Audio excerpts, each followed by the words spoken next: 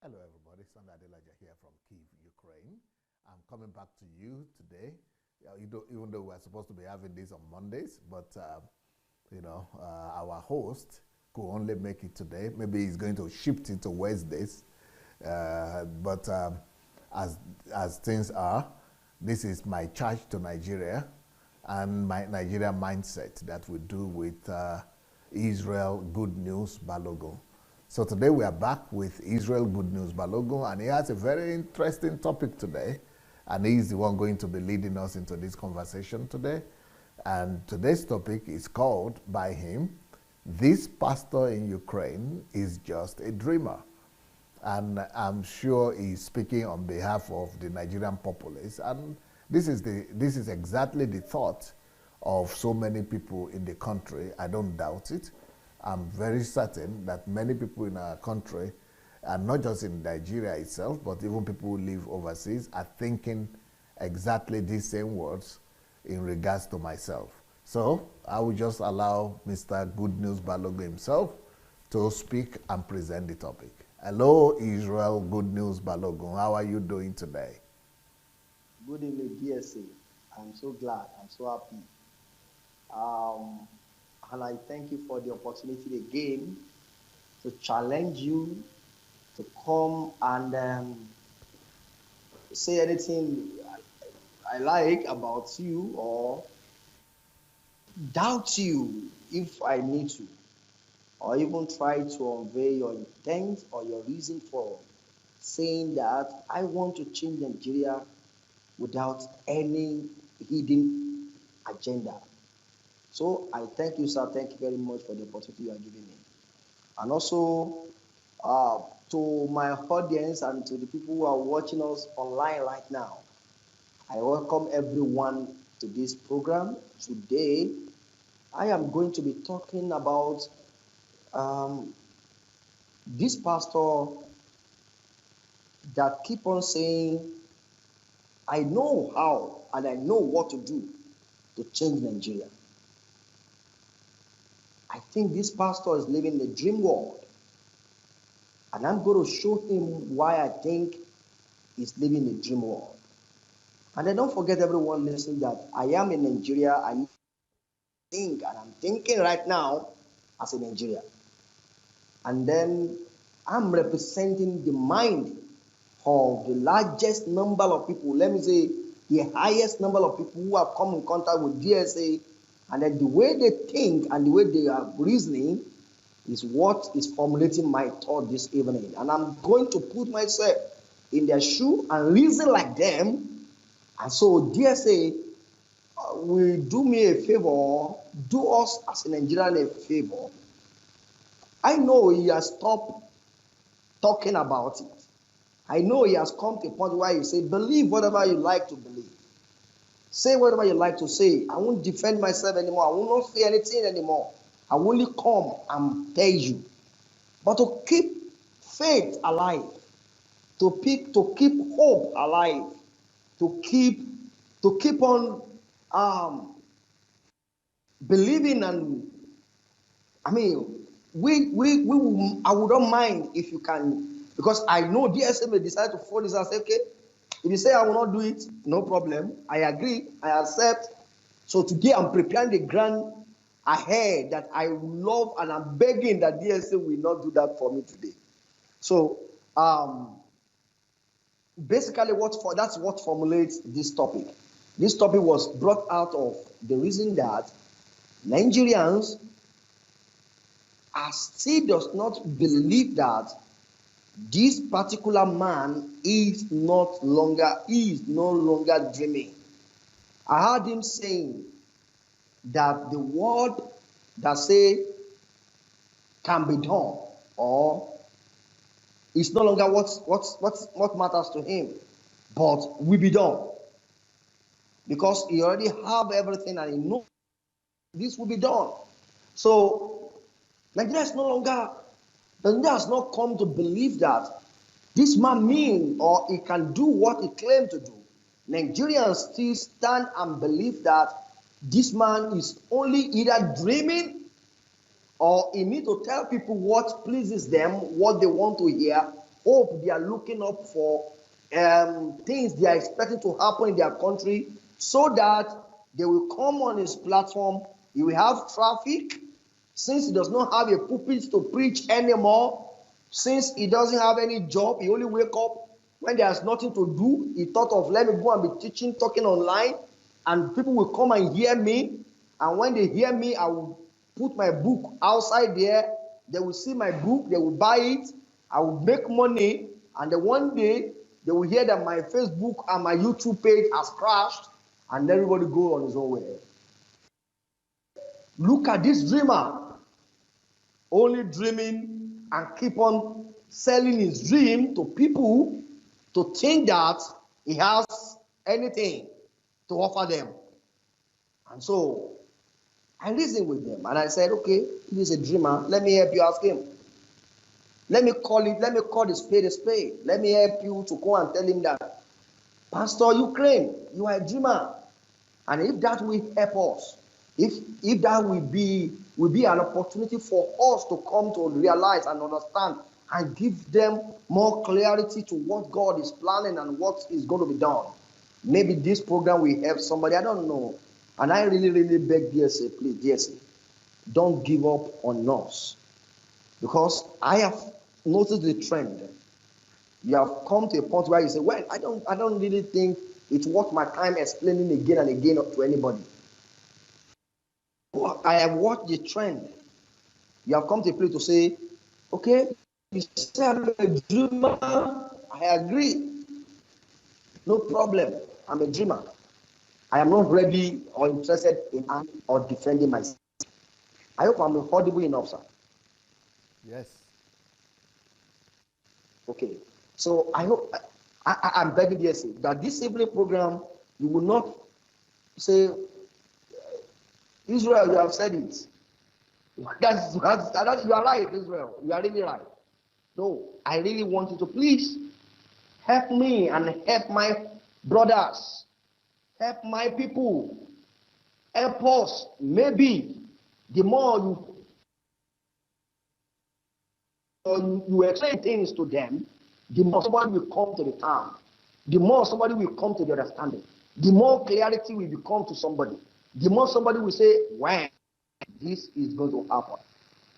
That is exactly why this topic is formulated. But before I go further, I would love to hear from Jesse, because I have 7 or 8 questions to ask Jesse today, and why Nigeria think you are dreaming, sir.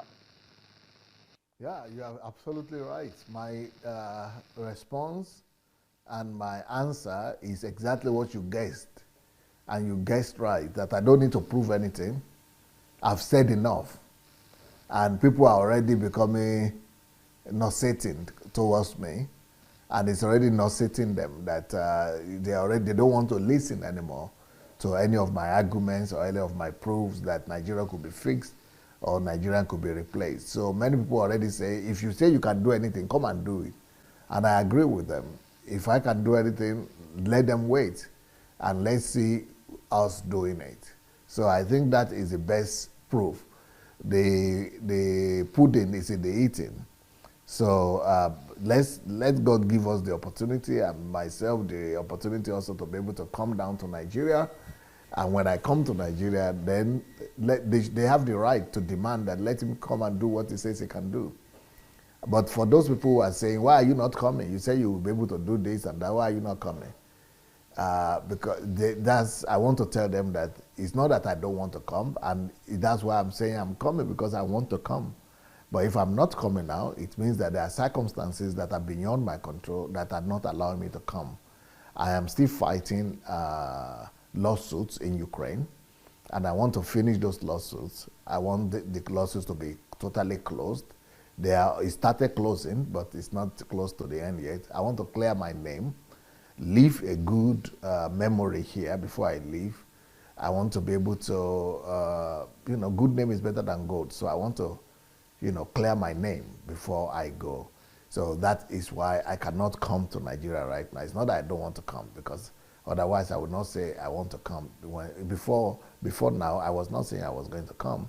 Before 3 years ago, 4 years ago, before 2015, I was not saying I was coming, because I was not interested in coming. And I didn't talk about that. I was even saying I would not come. So now that I'm saying I want to come, I've not changed my mind, and I cannot change it because it's not me who gave myself the idea that I will come. It is God's idea that I should go, so I cannot change it. It's not in my power to say I will not come. So I'm coming, just I don't know when. And I think that's a good thing. That is what makes us to know that this God is God. Because if we had been in the power of everything to be able to say, I'm coming this day and I'm going to make it this day, it would have been too much. It would have been in the hand of man. But when God gives you something, it has to be more than you that it will demand God to play his own role. So one of the things that I cannot decide is time and season. Just like with Jesus, even Jesus could not decide when he said he was going to come back, but he could tell the people when he was coming back because he couldn't decide. He said there are some things that only the Father can decide. Same in this case, even though I know that I'm coming, just like with Jesus, I cannot decide when. Only God, the Father, knows when. And when the time comes, he will open the door for me to be able to come. And when I come, then we can judge me. Am I able to do what I said I would do, or I'm not able to do what I would do? But for people who are even challenging me that I'm a dreamer, but I think if they want to really be objective, they will know that even though I'm a dreamer, and I agree with that, and I don't argue with the fact that I'm a dreamer, but everything starts with a dream. And only dreamers can change the world. Only dreamers only dreamers have created the world that we are seeing today. And everything that you are enjoying, that we are using right now, people who did them, they were once a dreamer. The internet we are using now is only dreamers that brought it to pass. The Facebook we are using is because somebody dreamt about it or had a dream about it. The civilization that we are enjoying today is as a result of some people's dream. So everything that we are seeing today is as a result of someone's dream. So the fact that I'm a dreamer, I don't dispute that, and I'm happy to be a dreamer. But the people who are saying that I'm simply a dreamer and nothing else should be more objective with themselves. And to be objective means that it is impossible to say that I don't do anything and I'm not doing anything. Because if to say that I don't do anything, then all churches in Nigeria are not doing anything. Because what they are doing is that they are speaking, they are teaching, they are preaching. That's exactly what I'm doing, even though I'm not doing it on ground, but I'm doing the same thing. Then to say that I'm doing nothing, I'm not doing anything, I'm just a dreamer, is to say that all schools in Nigeria are nothing. All universities are nothing. All colleges are nothing. Because that's exactly what they are doing too. They are just speaking and teaching. That's exactly what I'm doing. The means is secondary. The means doesn't matter. What I'm saying is getting to somebody's ears and is getting to somebody's mind and is changing somebody. So to say that I'm doing nothing is either to be unserious or to be, to be shallow-minded, because it's not true that I'm not doing anything. It will be totally objective. What I'm doing just by even talking on every day, I know what I'm doing that is a big work, and some people who have been changed and affected by it know that it's a big work. I don't see anybody in the world today who is doing what I'm doing, even though I'm doing it online. But nobody in the world today is doing what I'm doing, especially in terms of enlightenment. And education is all about enlightenment. Information is one of the most powerful tools in the world, and I'm giving out information. And the information I'm giving are providing solutions. So every week I do a program that is called My Charge to Nigeria, that we are doing right now, and I'm providing solutions. Who else is doing that, even in Nigeria itself? So the fact that I'm not in Nigeria doesn't mean that I'm not doing something. I'm doing something that people in Nigeria itself are not doing. But in Nigeria, there are 200 million people there. Why is it that nobody is doing that? Even though they are on ground. I am not on ground. They said I'm not doing anything because I'm not on ground. Well, there are people on ground. Why are they not doing what I'm doing, even though I'm not on ground? Every Tuesday, I'm doing a program that is called Building a New Africa. So why is it that nobody is doing that, even though they are on ground in Africa and I'm not in Africa? But every week I am doing that, every Tuesday. So every Monday, every Tuesday, every Wednesday, I am doing another program that is called Reconstructing Nigeria and Nigerians. Why is it that nobody else is doing that, even though they are in Nigeria or they are on ground, but I'm not on ground, but I'm providing solutions where they are not? Every Thursday, I am releasing a program that's called Life Secret, that is enabling people and people of Africa, especially Africans, to get life secrets to resolve their issues, keys to resolving every problem and attain every goal. But why is it that they are not doing that? Even though I'm doing it online, even if it is 10 people that is listening here in Europe or all over the world, but nobody is giving out what I'm giving out. Why is it? So why should that be trivialized and said that it is nothing? Because it is work for me. I'm spending 6 hours every day just to work on what I bring out every single day. 6 hours. People go to work 6 hours or 7 hours or 8 hours every day, and they are getting salary for that. But I don't get salary for this. I don't get offering for it. I don't get tithe for it. I'm doing it at my own expense. And I know what 1 hour of my time costs. 1 hour of my time costs $1,000 if I had gone to work for it for myself. So that is $6,000 every day. I mean, I'm spending just to equip the continent and to give them understanding. For me, understanding, knowledge, and enlightenment is more important now for Africa than even road, infrastructure, and other things like that. Because without understanding, we are going to destroy that road. Without understanding, we are going to destroy that infrastructure. Without understanding, we will not maintain whatever we are being given. Without understanding, we will remain in darkness, because ignorance is darkness, but understanding is light. So I think I'm doing something already, even without being in Nigeria. I'm already changing Nigeria, and I'm already changing Africa. And the proof of that to me is because I have I have students, disciples, who are in my mentorship program from 40 countries of the world. Not just 40 countries of Africa, but 40 countries in Africa and beyond Africa. I have another mentorship program on finances where I have people from 25 countries. So what I'm doing is affecting some people. These are just the schools, the organized mentorship programs. Apart from that, every day, people are reading 1,000 pages of 1,000 people are reading my books every day. Because I made my books available on Kindle Unlimited for free. All my books are for free on Kindle Unlimited, for free. 100 books for free in English. And there are 1,000 people reading them every day. The statistics are not mine. The statistics are there on Kindle Unlimited. 1,000 for free. And so if that means I'm doing nothing, then when I said I'm going to close, because some people gave me the advice that people will value the information I'm giving out better when I make it paid, either paid or when I close down. I wanted to close down my channel, my YouTube channel, and make it only by registration. And if you see how many letters, up to now, I'm getting letters, people begging me from Nigeria, from Congo, from South Africa, from Ghana, from America, from England, from Lesotho, from Malawi, from all over the world, saying, please don't make it pay, don't make it pay, don't make it close, keep it open. So if I'm doing nothing, why are those people begging that I should keep my YouTube page open? If I'm doing nothing, I'm just a time waster and a dreamer. It means somehow they are living in those countries and they are not getting the thing I'm giving out from somewhere else. Okay, if I'm a dreamer and I'm doing nothing, why is it that no preacher in the world, you can go and do your research, no preacher in the world has the amount of materials that I have on my YouTube page? No preacher in the world.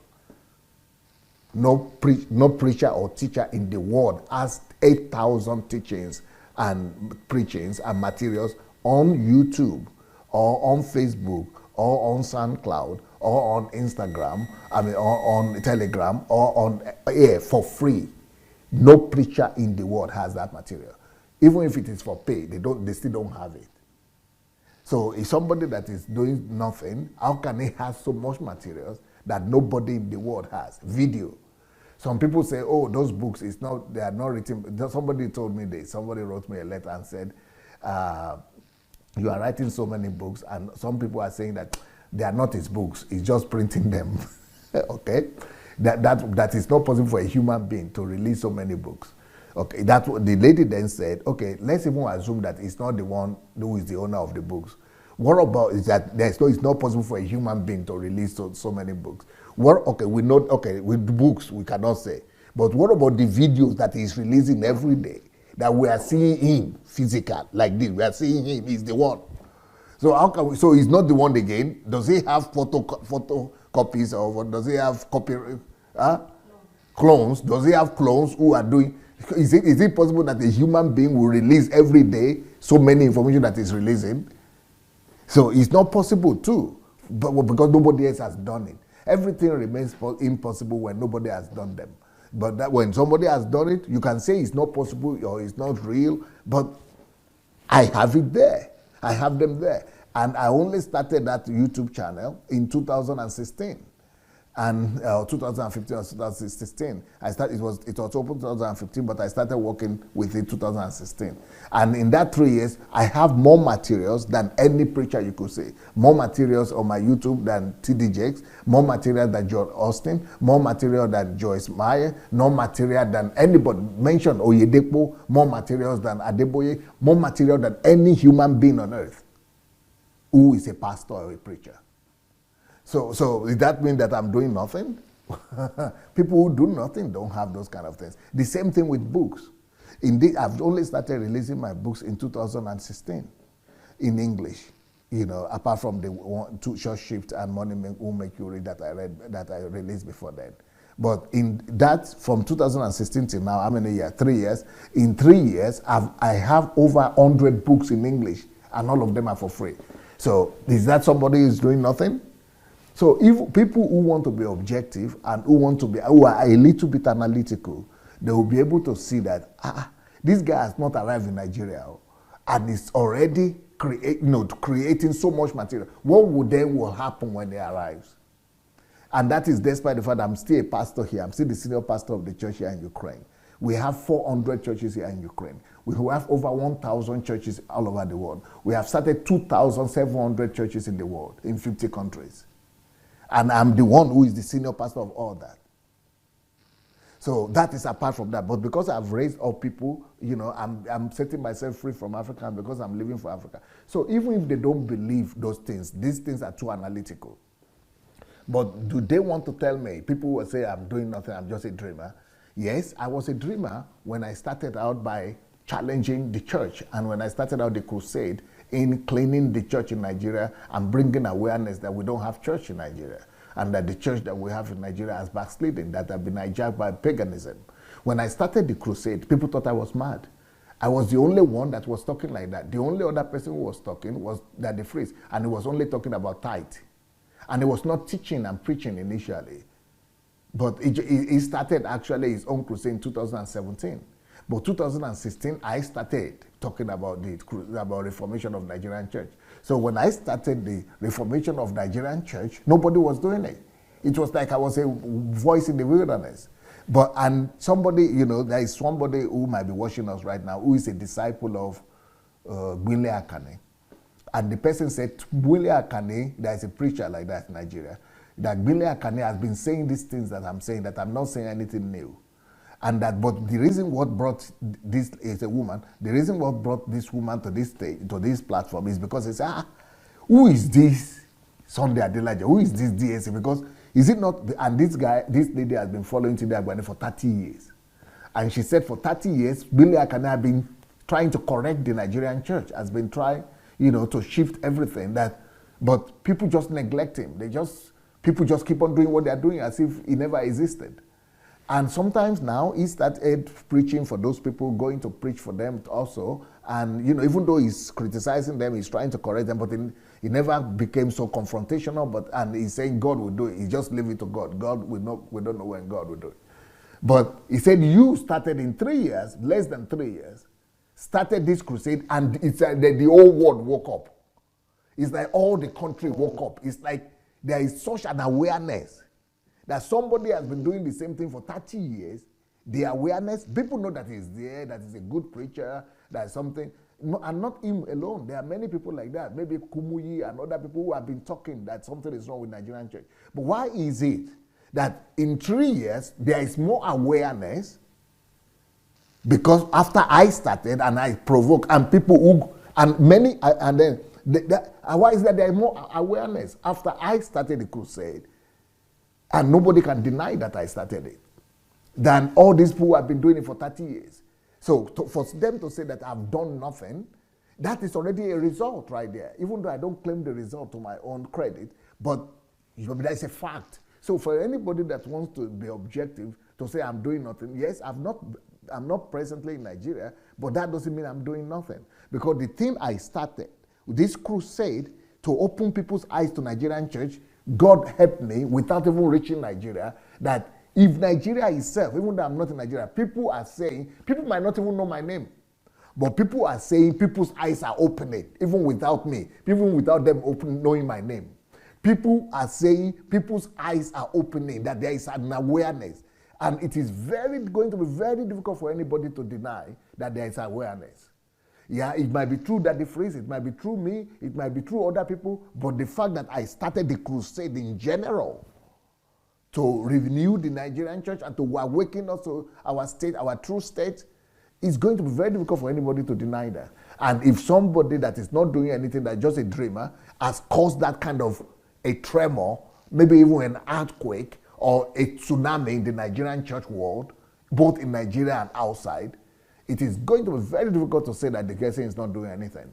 That is number one. Number two, to also deny that even though I'm not in Nigeria, but there are a lot of offshoots and offsprings of my work, that even people who hate me, who don't like me, they are now talking the thing I've spoken about, that I started to talk about. And there are also, apart from people who don't like me, who are saying, there are even people who used to be on the other side who are now saying the same thing I'm saying. But apart from that, there are so many disciples that have been released through me. So those people, those voices and disciples and followers who are already carrying, I'm not even talking about the church anymore, but there are a lot of other people who are doing it, who are carrying, who started after me and were inspired, if they want to tell the truth, were inspired and motivated by me. That the Freeze himself, he said that he was so motivated by, because he said before he was not going to, we have a recording with him, we have an interview with him. He said he was inspired by my boldness. He said he was inspired by the fact that I was able to call out names, and that he was afraid because he's in Nigeria that they will kill him. But now he's doing the same thing. You see, so all these things now are, and many other people are calling the names and challenging things that they are exposing. All these things that are being exposed on a daily basis. Go to the internet every day, Facebook. You will see one church or one pastor being exposed or the other. Before I did that, with videos, with cameras, with television, with screens, nobody ever dared to do that. Before I came on stage, people were thinking that, touch not my anointed. Before I came on stage, people were thinking that people will die if you do that. There is curse going to be on you. But now everybody is doing it. And this exposure work that is going on, it is an offshoot of what I started, even though I'm not taking credit for it. But it is what I started, even though I'm not in Nigeria yet. So the fact that I'm not in Nigeria, it doesn't mean I'm a dreamer. So if a dreamer can do that while he's still a dreamer, and is causing such an earthquake in the awareness. In fact, I heard some people are telling me that even in Nigeria itself, that pastors are now careful about how they talk about money, about their doctrines, about their practices. There are some people even say don't shoot video or something like that. There are a lot of things are being put in order, and a lot of corrections. In fact, and to say that doesn't have anything to do with DSA it's going to be impossible, or it's going to be dishonest in the list. And also, recently I heard that Adeboye bought some things. Yes, Adeboye bought some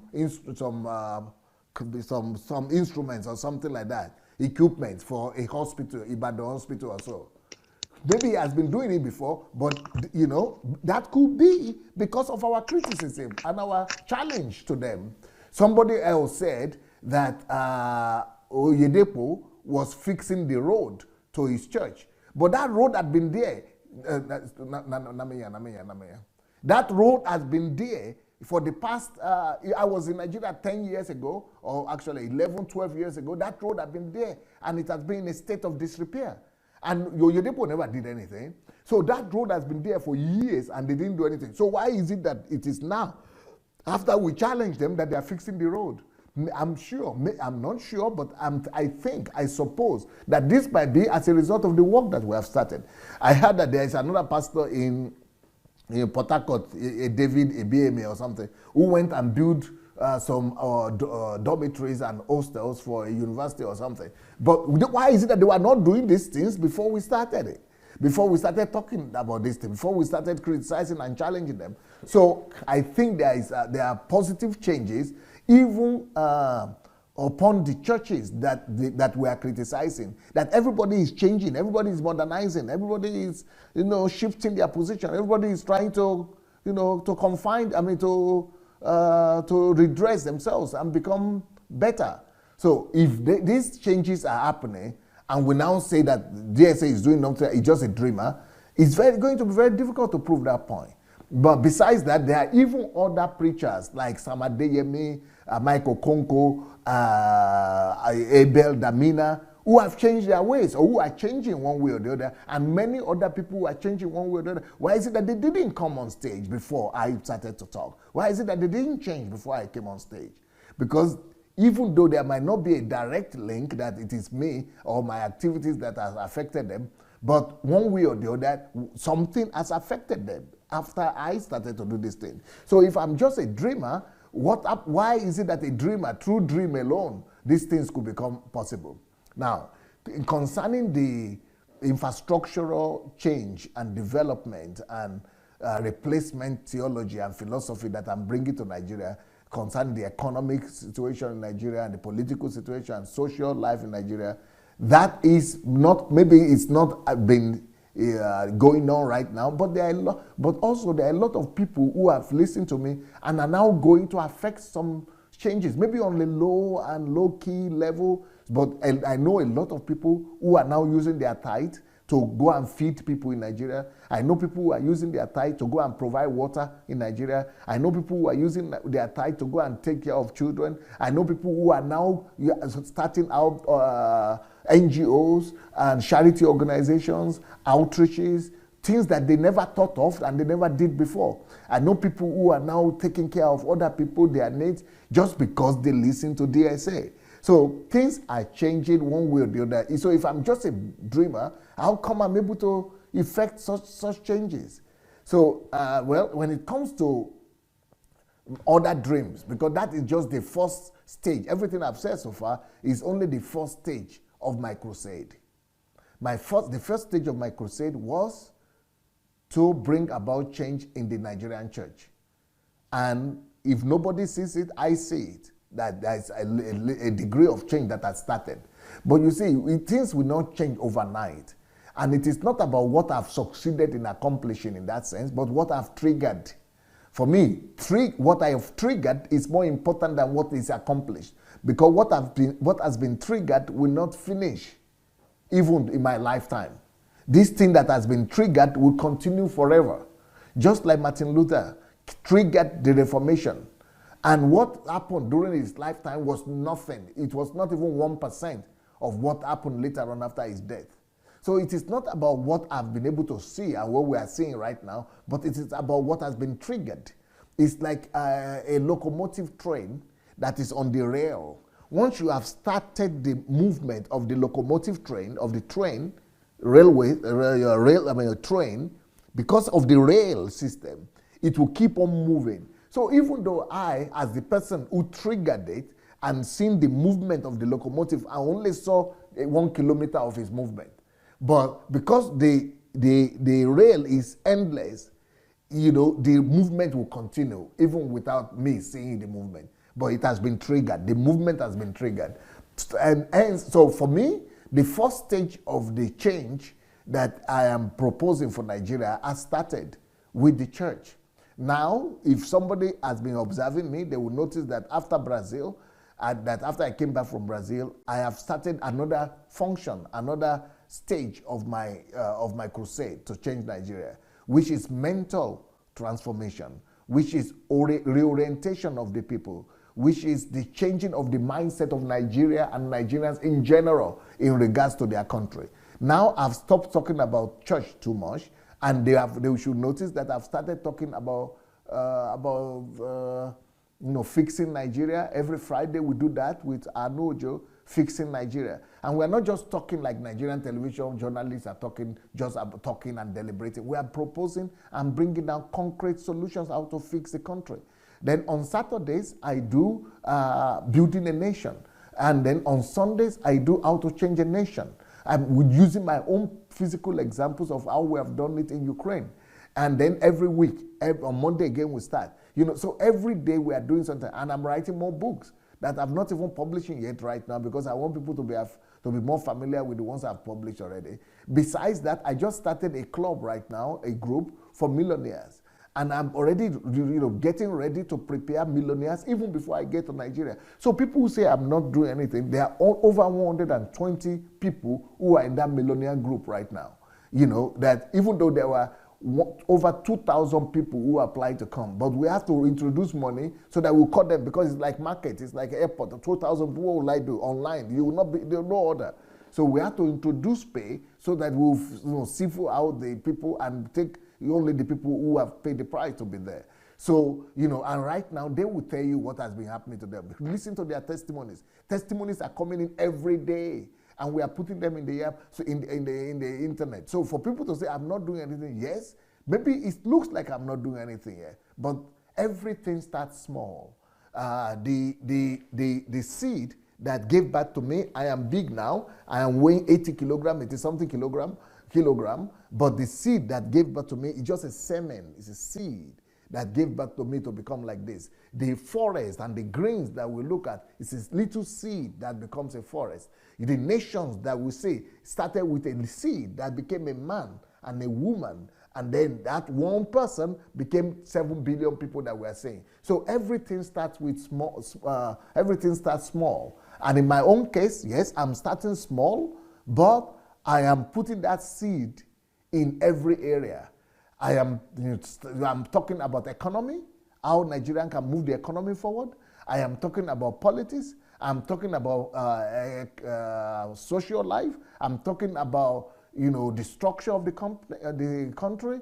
I am talking about every sphere of life where I wish to see change eventually. So I'm planting seeds. So what I'm doing is I'm planting seeds. I'm planting seeds in the lives of people. In Nigeria, in Africa, there are a lot of people in African countries that have started churches. Churches are being started according to the new model that I have introduced. There are so many series on the internet, on YouTube, that have addressed different questions. There are series on how to build church, pastoring without tears, how to build new generation of churches. There are series on how to raise money, how to manage money. There are series on how to find your purpose and discover yourself. There are series on how to build systems and nations. There are series on how to build personalities. There are series on how to work hard. There are series on, and there are books that are also addressing these things. So to say that everything I'm doing is just daydreaming and it's nothing is to reduce intellectual work to non-entity, is to reduce educational work to nothing, is to reduce enlightening work to nothing. That if everything must only be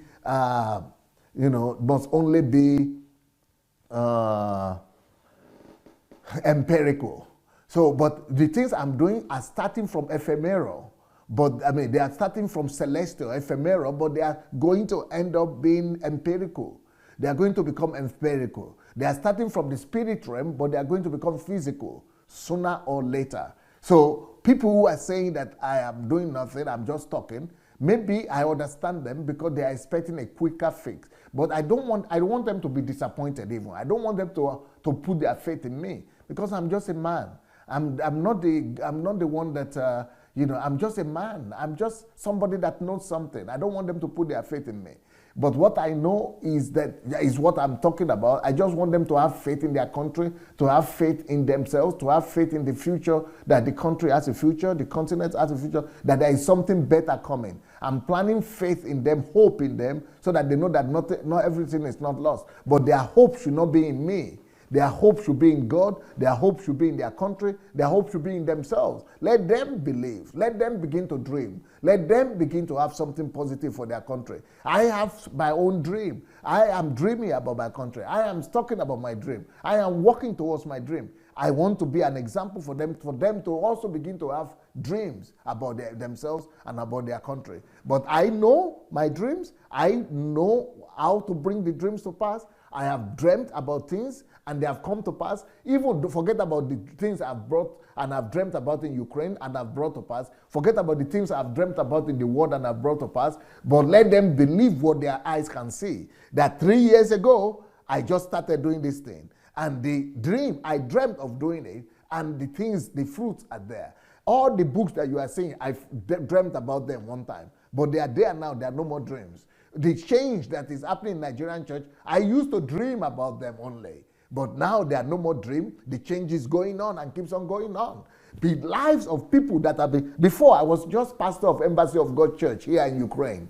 But right now, even though I'm not the pastor of everybody, but I think the people are now being changed beyond my Embassy of God Church. People I don't even know. People who I've never even met. People who, for example, this January, we have HMT. I've stopped doing HMT. But 40 people, 44 people or 45 people from Korea, South Korea, Seoul, South Korea, gathered themselves together from all over Korea. They gathered 40 pastors, 40 businessmen from all over the country, and they said, please do HMT for us. I said, HMT, I'm doing it for my African people now. I don't even know you people exist, you Koreans. I'm not even thinking of you. I'm thinking of Africa. They said, no, we have gotten to read a hold of your books. We have started reading your books. Only 2 of your books got to Korea. And through those 2 books, we said we must come for HMT. Please do HMT for us. So in January now, from 13 to 17, I'm going to be doing HMT for only just for Koreans. And it's not going to be broadcasted. We are not going to broadcast it live like I've been doing for free because they are paying for it. Each one of them, they are paying $500 apart from paying for the hotel, apart from paying for their feeding, apart from paying for their something, just for the registration of this one. But the ones who are doing before HMT, nobody was paying for anything apart from their feeding and hotel. That was the only thing we took, the people paid for. They were not paying for the HMT. It was just for free. But these ones, I said, if you want to do HMT, you gather all the people, you have to pay for it. And then, so we are not going to broadcast it. So anybody who wants to join them can come and join them. But what I'm saying is that if what I'm doing is just daydreaming and it's not affecting everybody, how come Koreans that I've never met, I don't know them, how come they are gathering from all over their country, a delegation, taking a whole plane? Plane is going to be filled to come and meet me in Ukraine so that I will train them for a week. And I'm doing nothing. So, to say that I'm just a dreamer, yes, to some people it could appear like that, but I know what I'm doing, and I know that dreams become reality, and everything that we see today, they become reality because of dreams. God himself is a dreamer, and I'm not ashamed to say I'm a dreamer because God is a dreamer. I am a follower of God. I am a believer in God. I am a copier of God. I am an imitator of God. I am a duplication of God. And what God does is that God dreams before he does anything. In the book of Genesis chapter 1, the Bible tells us that the earth was dark and shameless and formless. It was darkness, nothing was there. But God said the Spirit of God was moving over the surface of the earth. When the Spirit of, before he even said, let there be light, it was moving. It was moving all over. It was incubating. That word, incubating, dreaming, moving, is the same thing as dreaming. Dreaming. God was dreaming because if he had not dreamt of light, he wouldn't have known what lights look like. If he had not dreamt of trees, he wouldn't have known what tree is. There wouldn't have been tree here. If he had not dreamt of fish, and if he had not had the dreaming picture of fish, of ocean, he wouldn't have been able to know where to put them, how to create them. If he had not dreamt of animals, they wouldn't have known where to put, that it is animal that he wanted to produce. If he had not dreamt of continents and nations, he wouldn't have been able to produce them.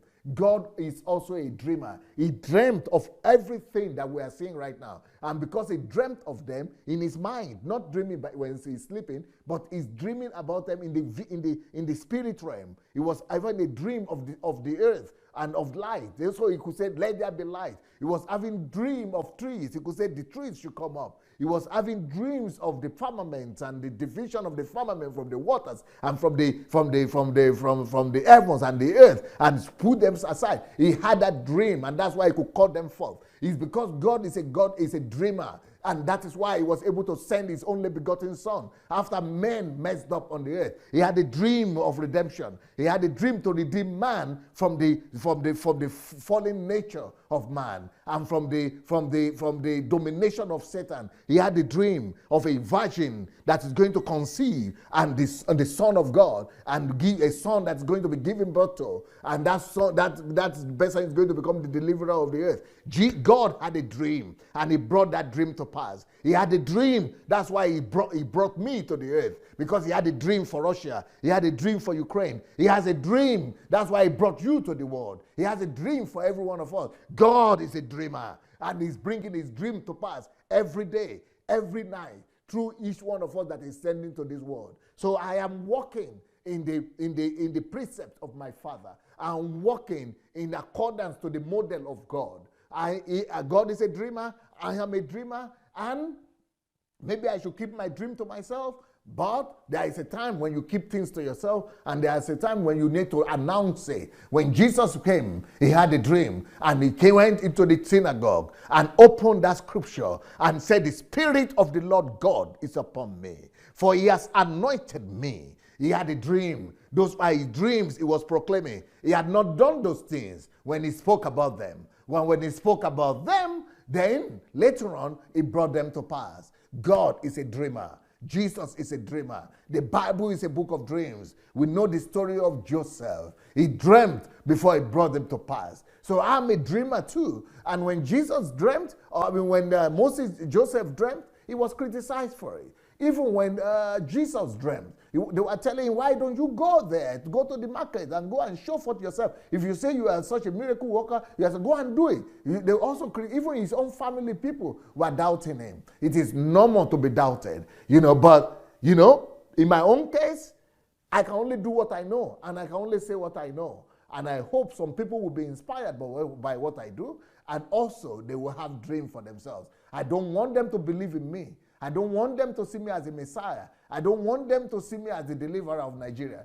I am going to deliver Nigeria, but that is because that is what I know. They don't need to believe in me, but they need to become deliverer of Nigeria too. Let all of them have their own dream and see themselves as deliverer of Nigeria too. But I am going to deliver my country, Nigeria, because that I believe that God has prepared me for that. Maybe not in every area, but I'm going to do my own quota. I'm going to do what I can do to do that, to make sure that comes to pass. There will be many other people that will be called to deliver Nigeria in some other spheres. You are a deliverer for Nigeria. You will be with what you are already doing. You are a deliverer of the children. There is nobody that God gave birth to not to become a deliverer. God gave birth to all of us, sent us to this world with the mission to become deliverers and saviors to some people, to some sphere of life. So I cannot deny myself just because some people are believing or don't believe in me. I don't care what people, I don't want them to believe in me. I believe in myself. I know what I'm going to do. I believe in God that has given me that mission, and I'm going to do it. Either somebody believes or don't believe it.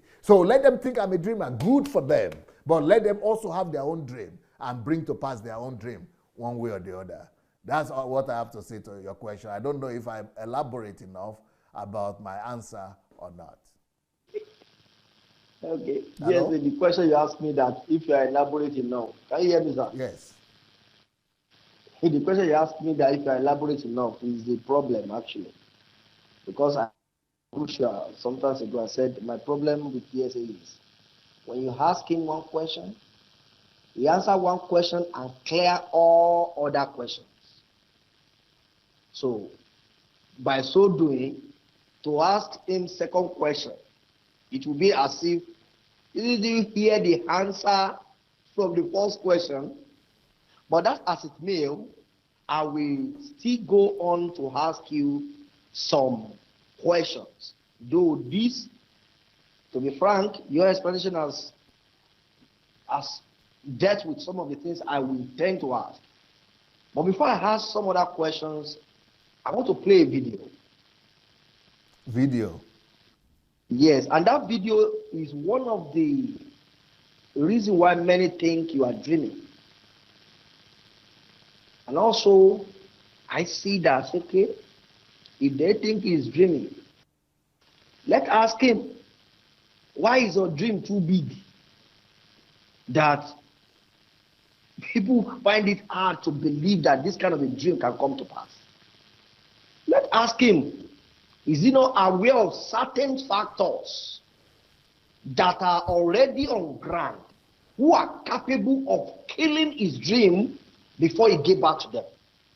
Let's ask him. And I think after this video, we'll be able to ask you some of those questions. Well, I'm going to be asking this question once so that you will not clear my question with one question, one answer. I will have the question once, then you can deal with them extensively. Is that okay, sir? Yes. Yes, yes. Okay, please, let's play the video and then we'll come back. Okay. I hope they have the video. And take them away to England, America, or somewhere, or to Ghana, and then first of all replace the country, rebuild it, and then bring them back. That's not possible, especially when you're talking about 200 million people. So there is a strategy that we want to use. We call it three-zone strategy. So what we plan to do is to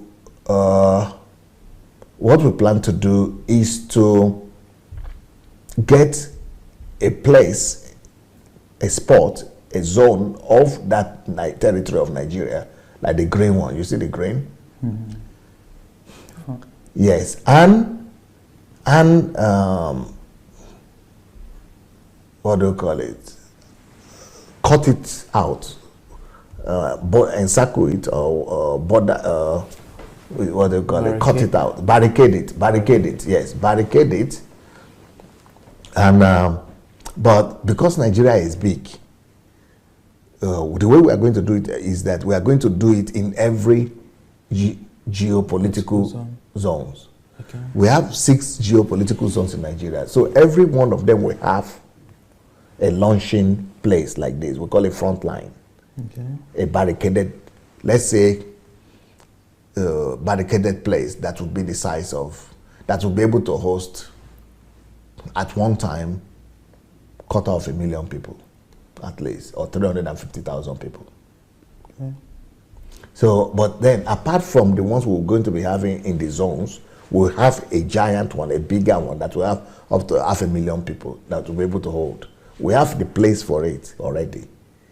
We have the territory in Nigeria for it, and every zone also. We will explain this to the parliament, and we explain that every zone, one state, or in every zone we have about 5 states or 6 states. Mm-hmm. Let them give us one, a territory, like that.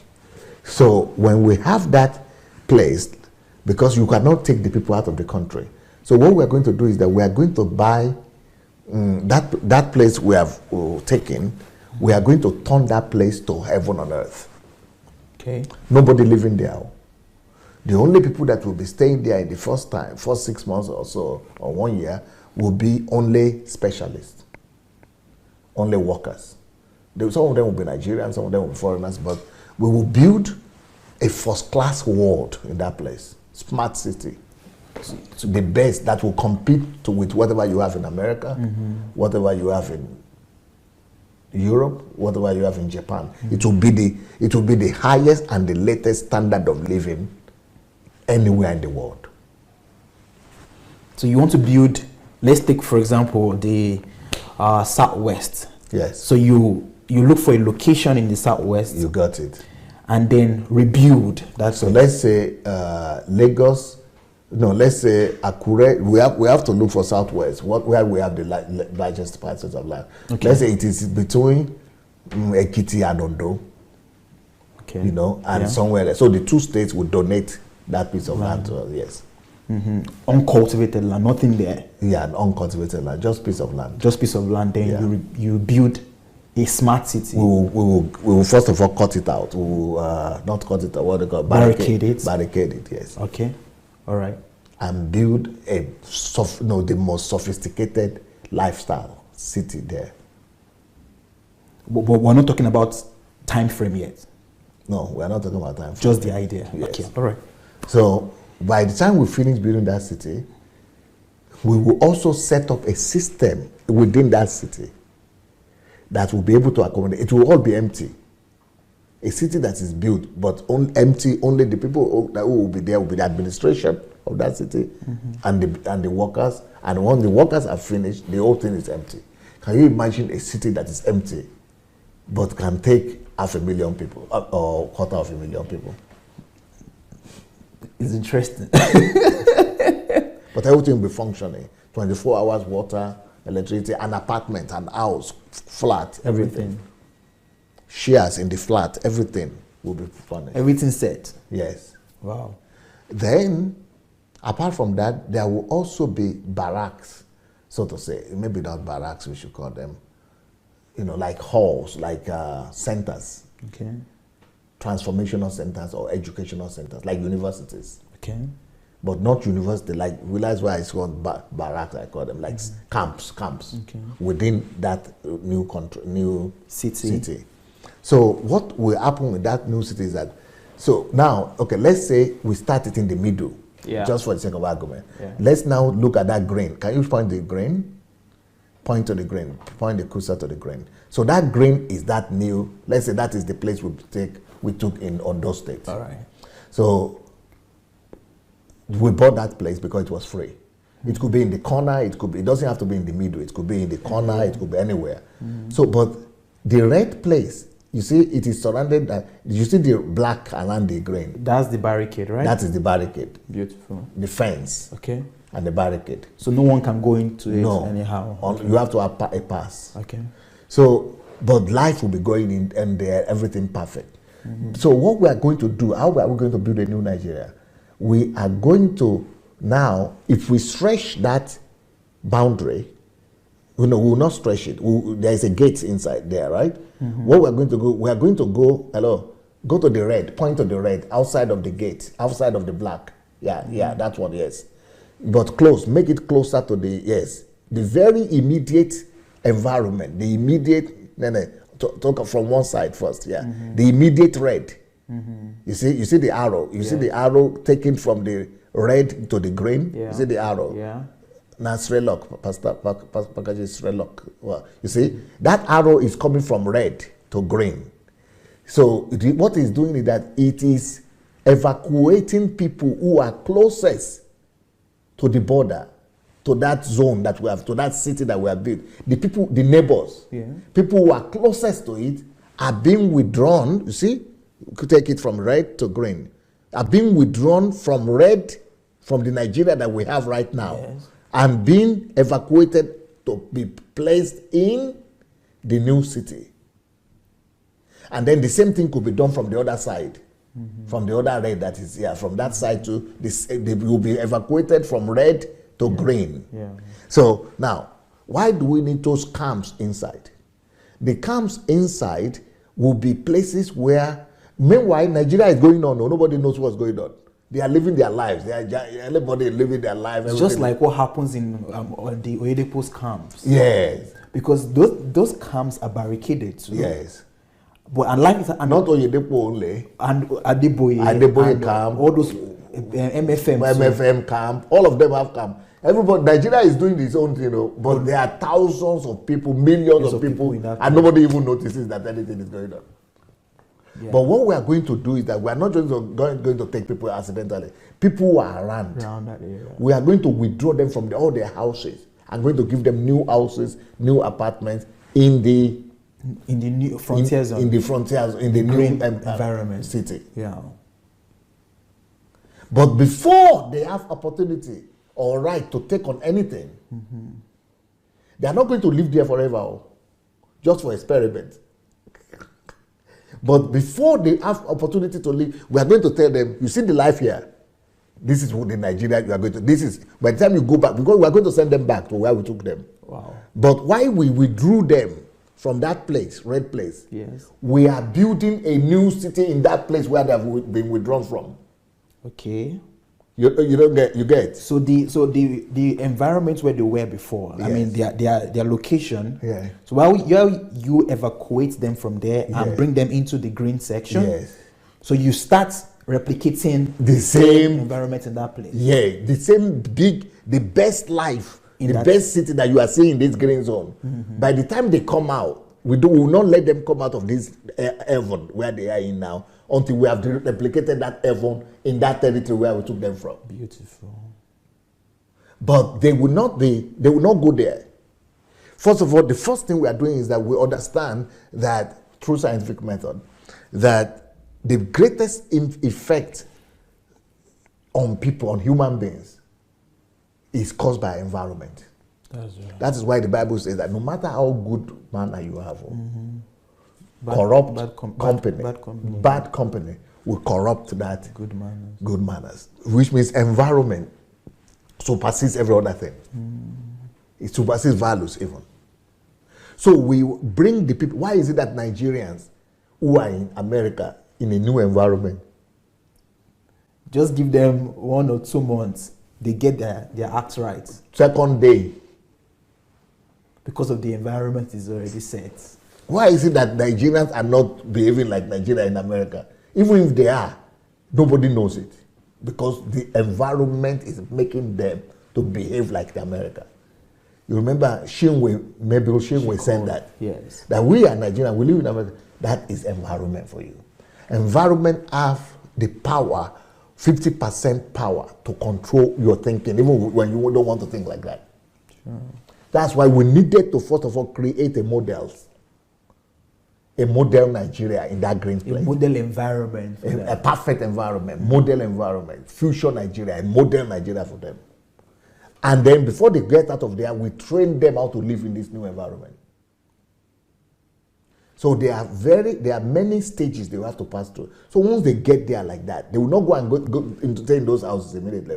They will stay in the camp that is within that city. And the first camp within that city is what we are going to use there are going to be different groups.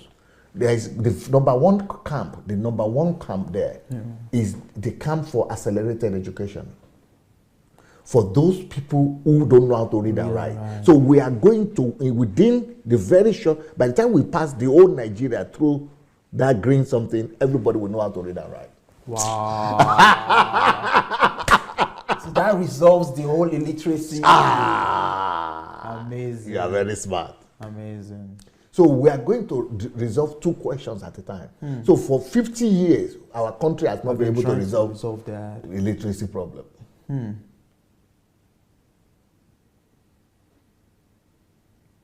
Wow. But in 3 years or 4 years, we are going to get all Nigeria, maximum 7 years, all Nigeria will become educated in English, Russian, and their language. Amazing. So that is just the elementary one. That one we are not counting it. We are going to have accelerated eradication of illiteracy. Wow. But that is not the main purpose why we are taking them. That's not even the goal. So we are replacing illiteracy with literacy automatically. Yeah. That's replacement. That's the elementary level of replacement. But there are other levels of replacement. The other levels of replacement, we have a program for it. The kind of mindset that must be replaced before they come out of that place. So for example, one of the mindsets could be Nigerians are lazy. Or maybe they're not lazy, but they don't think, because Nigerians are lazy intellectually. They can work physically, but they are not critical thinkers. Before they get out of the we will replace that. Nigerians that, for example, think that being smart is a good thing instead of being wise. They want to outsmart everybody else. Be the system, being cunning. We'll replace all those things before they come home. Through different, don't let us go into techniques, into the details now. So they will be going from one group, one category to the other, from one camp. So they will be in one place, for example, for 2 weeks or 3 weeks, just inculcating a new value system before they go into the next camp for the next school class 2. Just like you have class 1, class 2, class 3, class 4, primary one, primary, the same thing will happen there. But just for values, the first stage is illiteracy. The next other thing are values, how to behave in a civilized society. Beautiful. So then there will be another class for people who have already lived in civilized society. So that another way we will program them to be able to now help reproduce that in Nigeria. For people who have never left Nigeria, it's another something. Another group. Yes. Right. Let's see another picture. Phase 2. Is that phase 2? Yes. Now, I will now allow you to explain what you are saying to people. I hope you understand that picture that you are seeing now. I've explained everything, but from this picture, try to use this picture to now explain to people. Okay, so let's have the cursor on the very first one. Yes. So is it on the red one? Yeah. Or? Okay, let's start with the green one. On the green, okay. So the green one is that new smart city, new environment. Yes. That we want to create, and we bring people from the red, from the red section. Что, остановилось? Нет, я тебе сказал, что... No, хорошо. Hello? Hello, sir. Can you hear me? Yes, sir. You have something making noise from your side. Is there? No, Not from you? I'm hearing my... Yeah, something like electricity, something. No? Not from here. Okay. All right, so we have seen the video. Okay. Some of the things that I would love to ask from this video, because the video is only dreamer that can talk like that. It's only a man who has his mind developed and who dreams, can think and can reason and can believe that such thing as you have said is possible to be achieved in a country like us, like this, my home country. It's only a man of dream who is not afraid to dream that can think that those things can be achieved. And then some of these things that I am saying now, they are things that I think are going to be an issue, the challenge. Things that want to stop this movement. Things that we want to make it difficult to achieve this dream. Okay, yes, let me get to it fast, quickly. I'll be asking you these questions once, and I want you to deal with them together. One,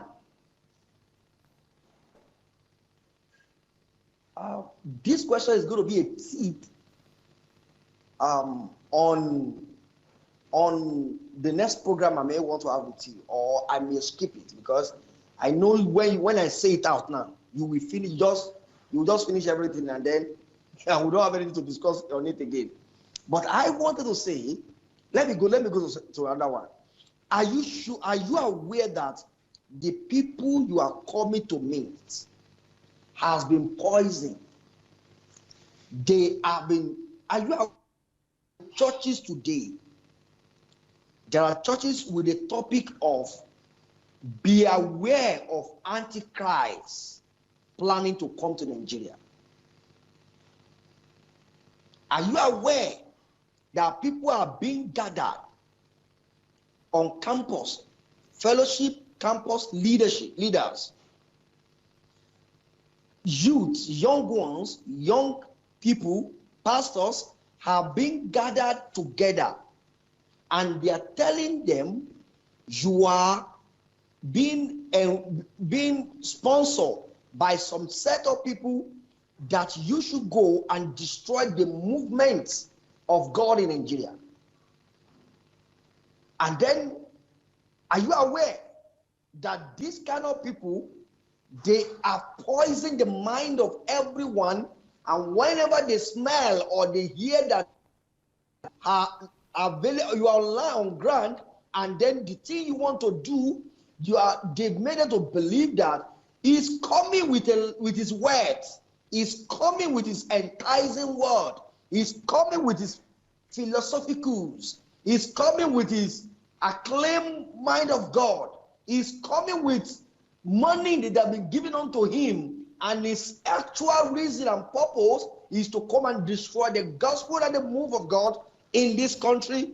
Are you aware, dear say, that these are the people you are coming to meet in Nigeria? Are you aware that people you want to change value their pastors than their lives? Are you aware that these people would rather die for them than for them dying for themselves? Are you aware, dear say? Are you aware that these people as job, these people that you plan to take from the red zone to the green zone, they are employee, they have businesses, they have wives, they have children. How do you want to separate people from this kind of a thing and keep them in a city, and you want to develop them? What happened to their job? What happened to their business? What happened to their children? What happened to their wife? What happened to their husband? What happened to many of them who would be passing through some training at that time? What happened to their farm? How do you want to pass and birth this dream dealing with this kind of a thing? Are you aware, sir, that are you now saying to us, sir, that this city we have mosque, have church? Are you saying these people, as long as they remain in that camp, they will not practice their religion? No. Are you saying if I'm a Muslim and I enter that camp, I will not be allowed to go to mosque? I will not be allowed to go to Sunday service? If I enter that camp, I will only be there to be trained, and I will abandon my religion. I will not be able to practice my religion anymore. This can only be a dream. This can only be a dream. The people you are coming to save have been poisoned. I've said that. Are you aware that true? And this is the last question I'm going to present to you, dear say. Or let me say second to the last. Are you aware that truth is no longer truth? Because people have lost the clarity and understanding. They have lost in touch with truth. Are you aware that people does not even know what truth means anymore in Nigeria? However, people only understand lies. And when they see truths, they cannot identify truths. They can only relate with lies. Are you aware, dear say, that presently the government, or let me say when you come, the government or whoever is in power, we find it to be a threat that a political tone will be read into your activities. How do you intend to deal with all these orders and still give birth to this dream? And I think this is why Nigeria says you are just a dreamer. Thank you, sir. Okay, yes, you're fusion. Okay, thank you so much. Can you hear me all? Can you all hear me? I hear you, sir. Very clear. You can hear me now? Yes, sir. So you hear me, right? Very clear. Okay, good. Okay, I took my iPad and I wrote down the points you were making. Very solid points. I didn't know that people are gathering to tell people that the Antichrist is coming. and that this Antichrist I'm being sponsored by some people to come and destroy the faith in Nigeria. I didn't know of the fact, but I could imagine, I could anticipate that. And I could imagine that that is going on. I think everybody is trying to save their own prison yard.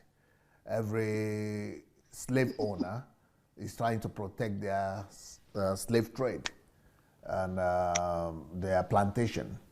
They are trying to save the business, their church business, their Jesus business. So, yeah, I can imagine that should be expected. So I'm not worried about that because I know that in Nigeria, everybody is looking for what to eat.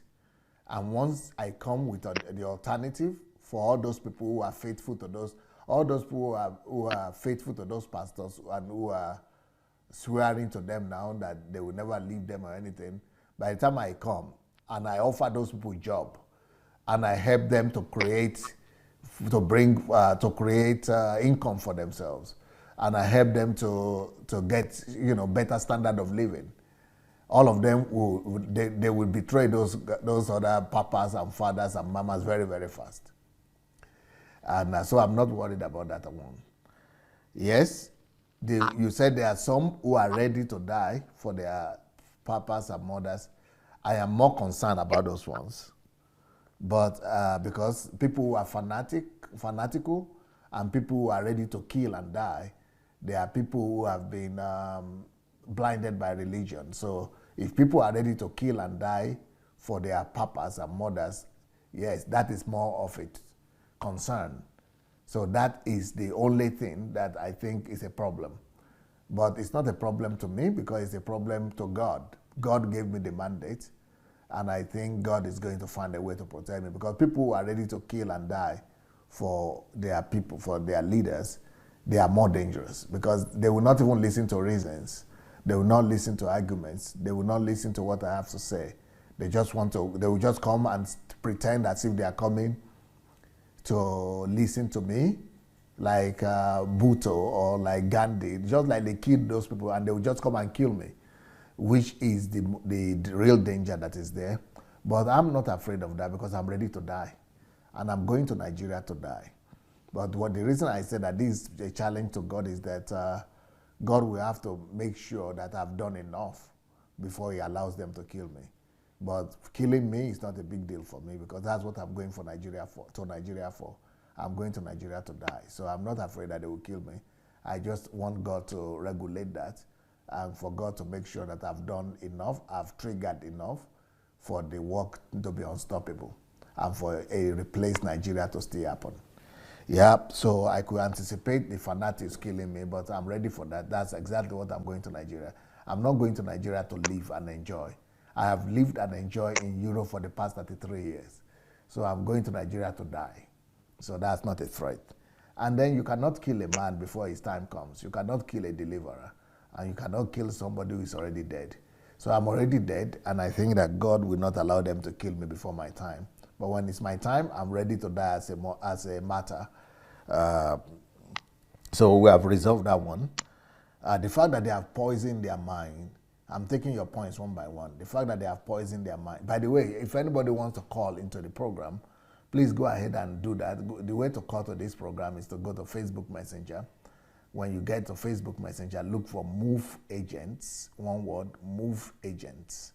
And when you get to Move Agents, write to us, send us SMS, text that you want to call into the program.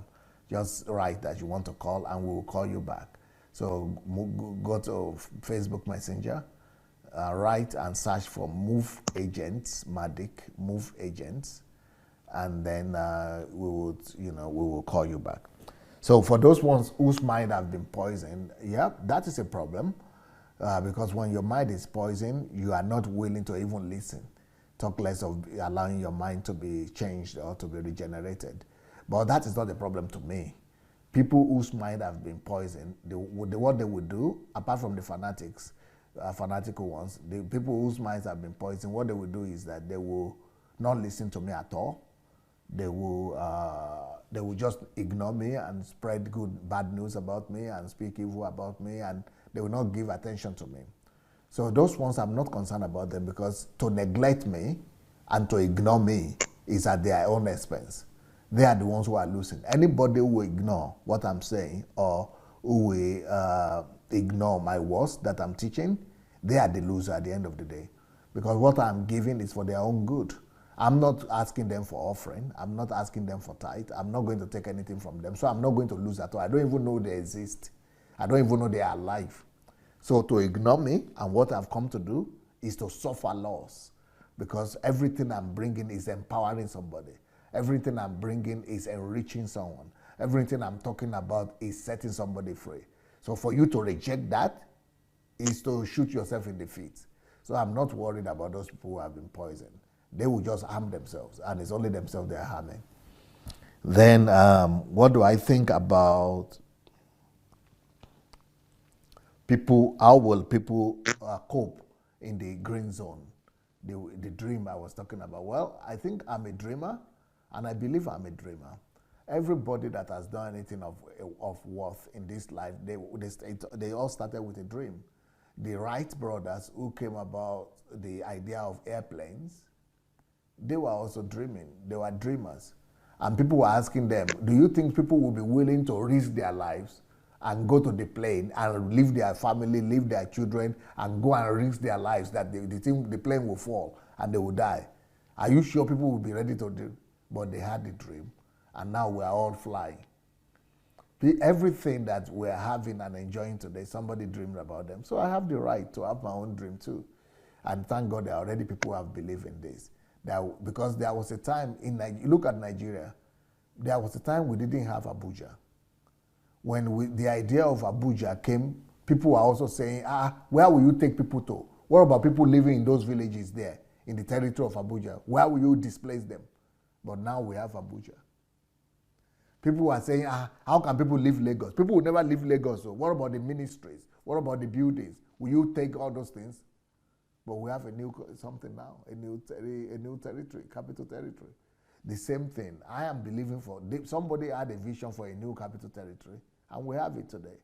I am believing God, and I am having a dream for a new Nigeria totally, a replaced Nigeria. Just like the federal territory was replaced. This one also is going to be replaced. The whole country is going to be replaced. That's my own dream. I have my own strategies of resolving every question. So what about if they come there? What about their job? Would they leave their job?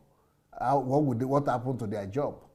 Well, go to Redeemed Christian Church, Redeemed Camp today. When you go to Redeemed Camp today, or at the beginning of every month, you will see up to 500,000 or 1 million people at a time there. But by the time you add up the people in Redeemed Camp and people in MFM Camp, by the time you add them up with the people in Deeper Life Camp, by the time you add all those people in CAC camps and Aladura camps, Kerubu and Serakpo mountains, there are at least 5 million Nigerians who are not working, but are engaged in one religious activity or the other almost every weekend, or must be every day self. And Nigeria doesn't even feel it. Nigerians don't even know that thing is going on.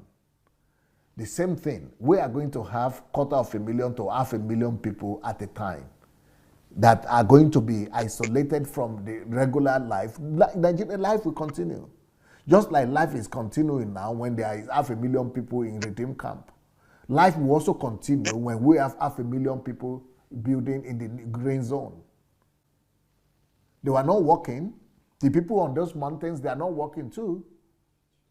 So things like that will also, that's exactly what we are going to do.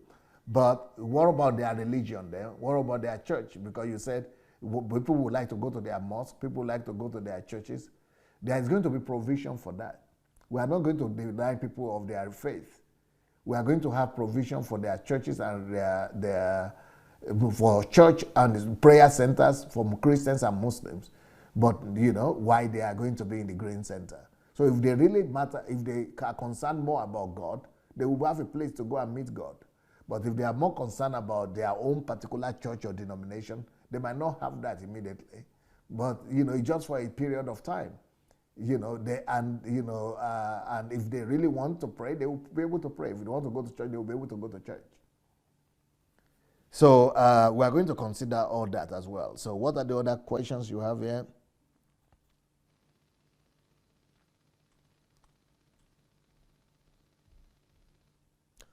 Do I know there is no truth in Nigeria? It is lie that is being celebrated in Nigeria. Truth has been overthrown. Yes, that is exactly why I'm going to Nigeria with a campaign of truth. That's why I'm writing books about truth. I've written 3 books about truth right now. 2 are published. The other ones are not yet published, but I'm going to keep on writing books about truth. I'm going to keep on teaching about truth. I have my series about truth there. It's my challenge. I am not afraid of problems that are there in Nigeria. That's because of those problems that I'm going there. I'm going there not because there are no problems there. I'm going there because there are problems there. I am not running away from problems. I am coming to face the problems and to resolve the problems. I have a whole book that is called Hello, I'm Searching for Problems. It's a whole book I've written. It's my own lifestyle. If I don't have problems, it's boring for me. I need problems. And the Nigerian problems are the things that are taking me to Nigeria. We are going there to resolve those problems. We know they are there. We are making an inventory of the problems of Nigeria as I'm speaking to you right now.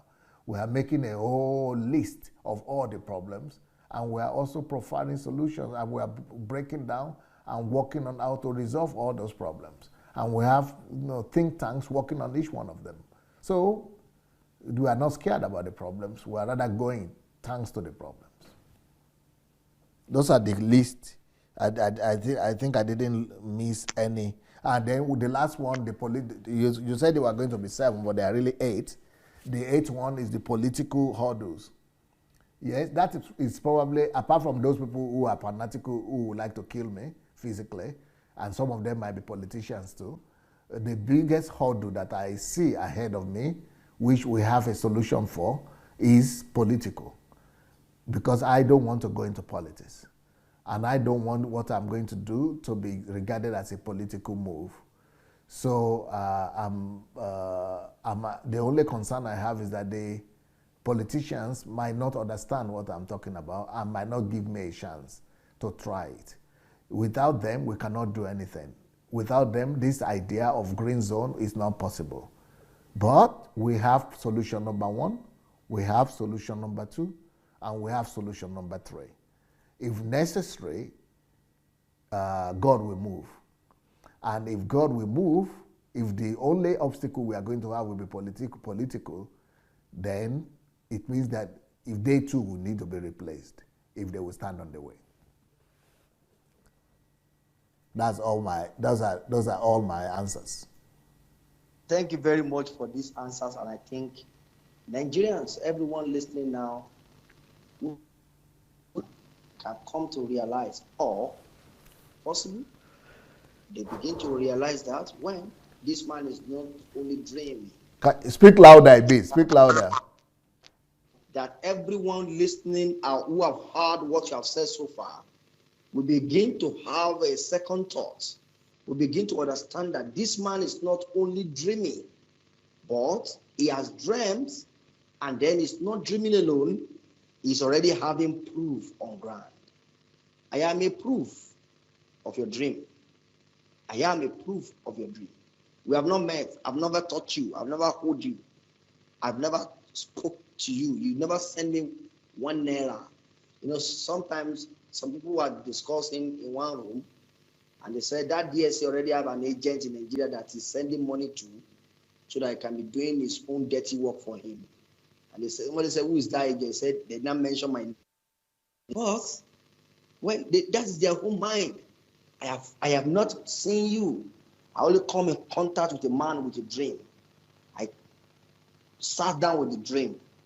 And then if you don't know, I have proof of your kind of dream that God is achieving through us. Many people who have not met you before, they are now standing and rising. And if anyone will deny the fact Nigeria was docile, silent about religion before you came online. No one, I repeat, no one. Miles Moreau was going about speaking about the work of the kingdom, the message of the kingdom in Nigeria. Was one of the popular, most invited pastor in those days. But his word was not changing anything because he was tolerating what they are doing. So he was speaking to them though, but they were not listening to him, or they were not understanding him, because what they do, he was tolerating it. But when you came, I can tell you, if anybody want to give me any proof that it's not when you came on board, the whole nation was boiling like there was fire on the mountain. People who told you that pastors are careful what to say in church now, they are not lying to you, sir. They're not lying. They are so careful when it comes to issue of money. They are even careful when it comes to issue of teaching. So much careful that they watch what they say, and it's now becoming a law for members not to come to church or use phone during the service. And these are the things a man who only dream has achieved. This man has community, town, even when he has not been on ground, he has entered into village. I live in a village. I'm speaking to you from a village right now.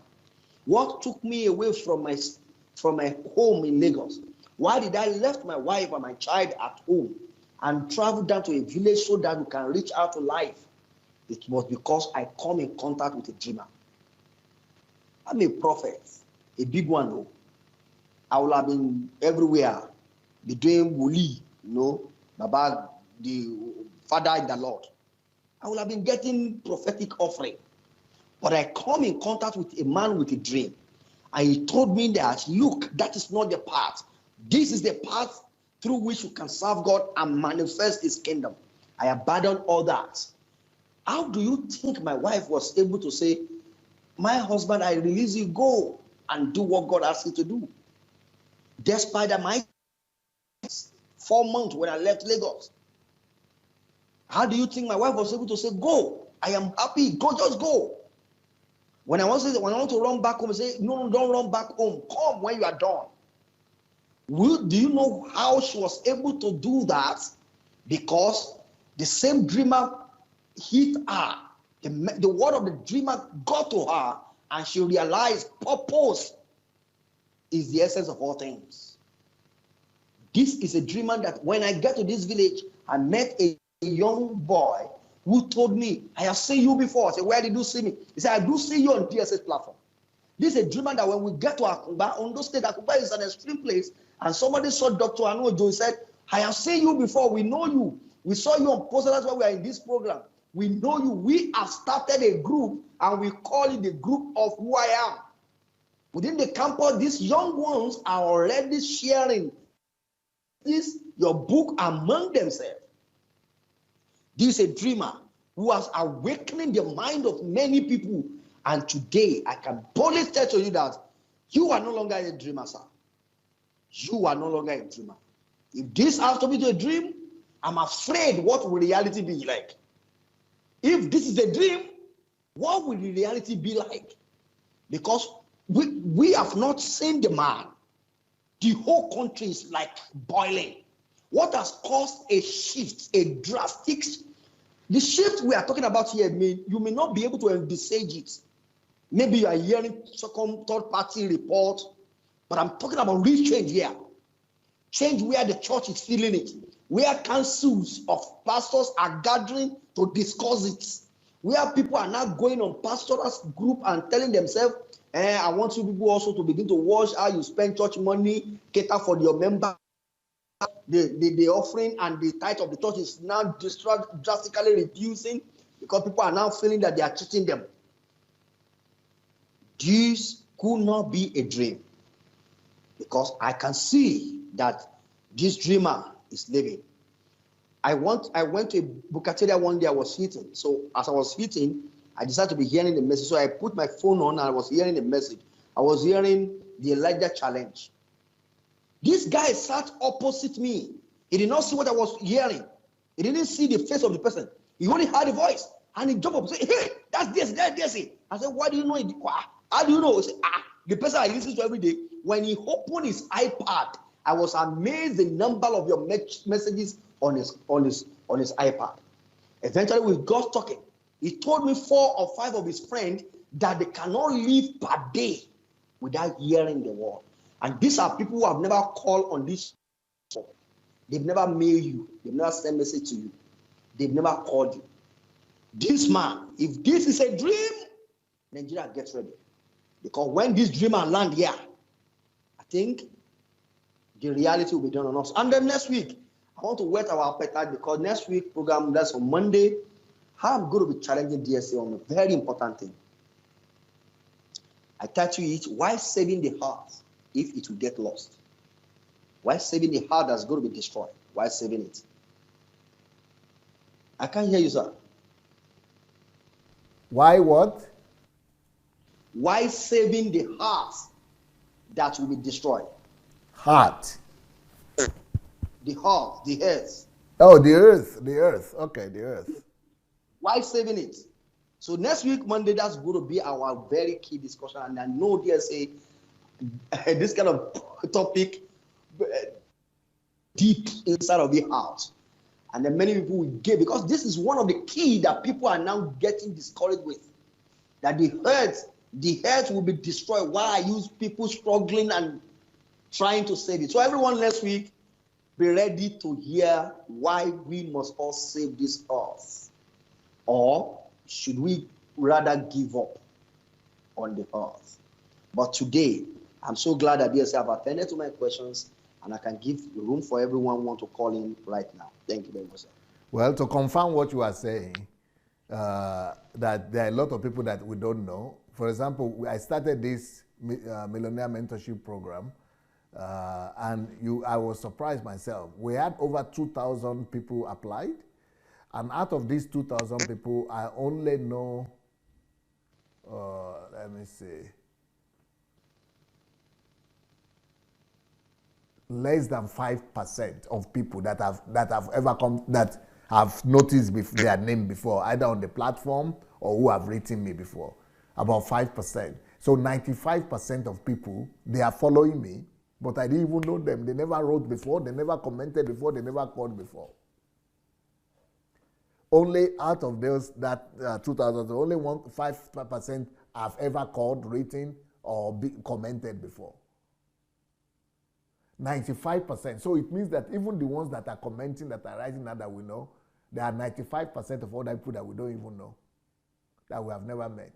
Right now, we have the mentorship program going on, and out of the 125 people who are in that team, who are in that group, the people that I know myself, their name, either because they have called before or they have written before, they are less, out of 125, they are less than 20.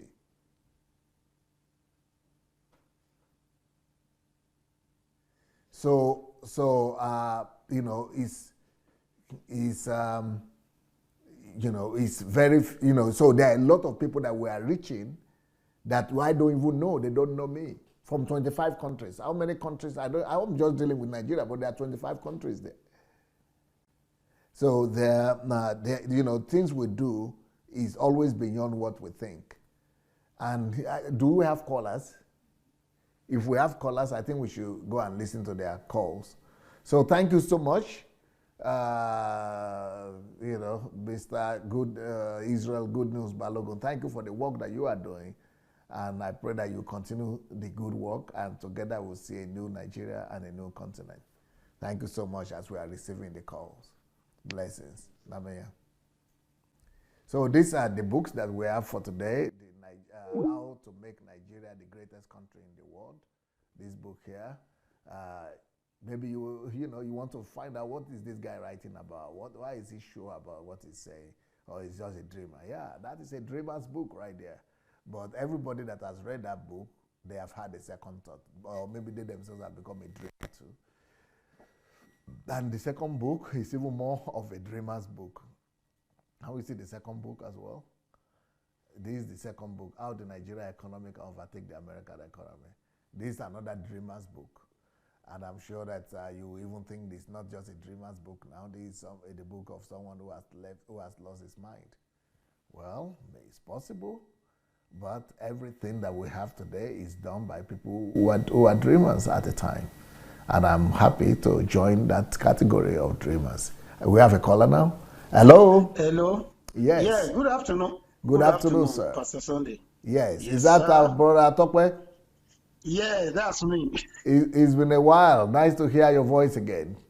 Yeah. I listen to you most of the time, but I'm busy here in the last few weeks, so that's why I could not call into most of the program. Anyway, Are you moving? Are you walking about or moving? No, I'm in a place. Okay. Just speak loud. Speak louder, please. You can't hear me? It's better when you say you can't hear me. I hear. So you need to speak on that tempo. You need to make it the tempo higher.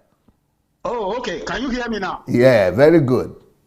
Okay. God bless you, Pastor Sunday.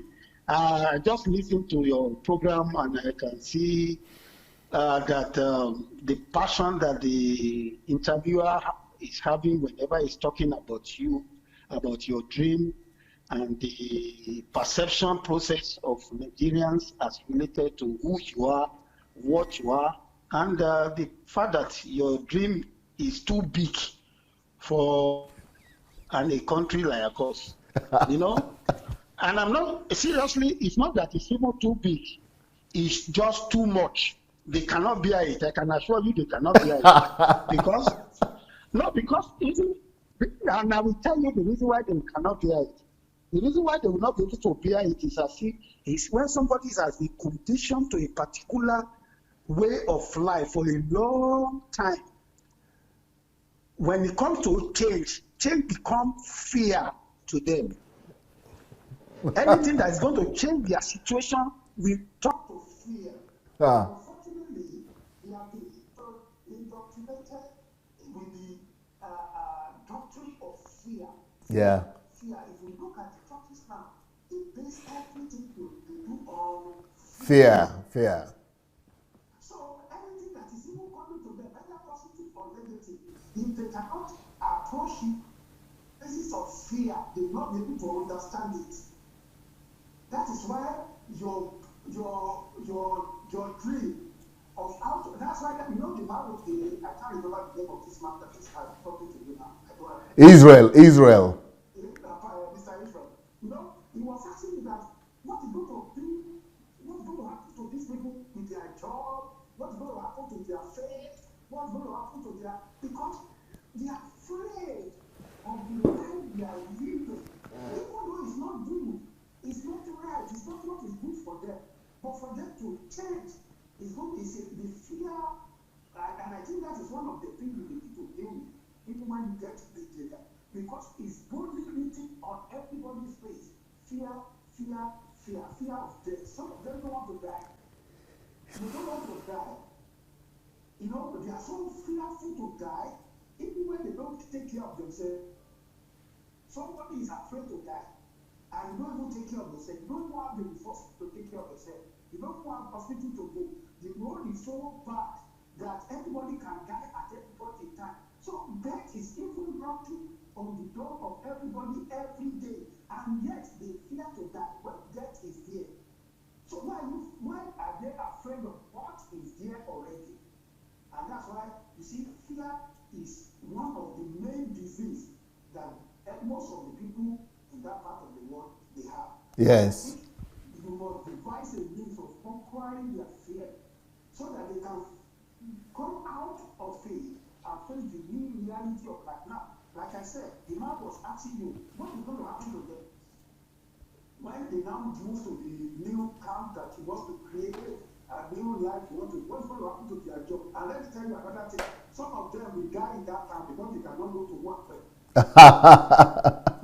No, I'm telling you, and that is one of the, you see, for me to hit that suddenly, you're going to record a lot of casualties. Because some of them, if they cannot go out to go and visit somebody, I think they want to go to the village. Some of them, they go to the village every weekend. You see, if they cannot do it, it's going to be another problem that you have to deal with in the sort of to divide the children and all those stuff. But like you said, even in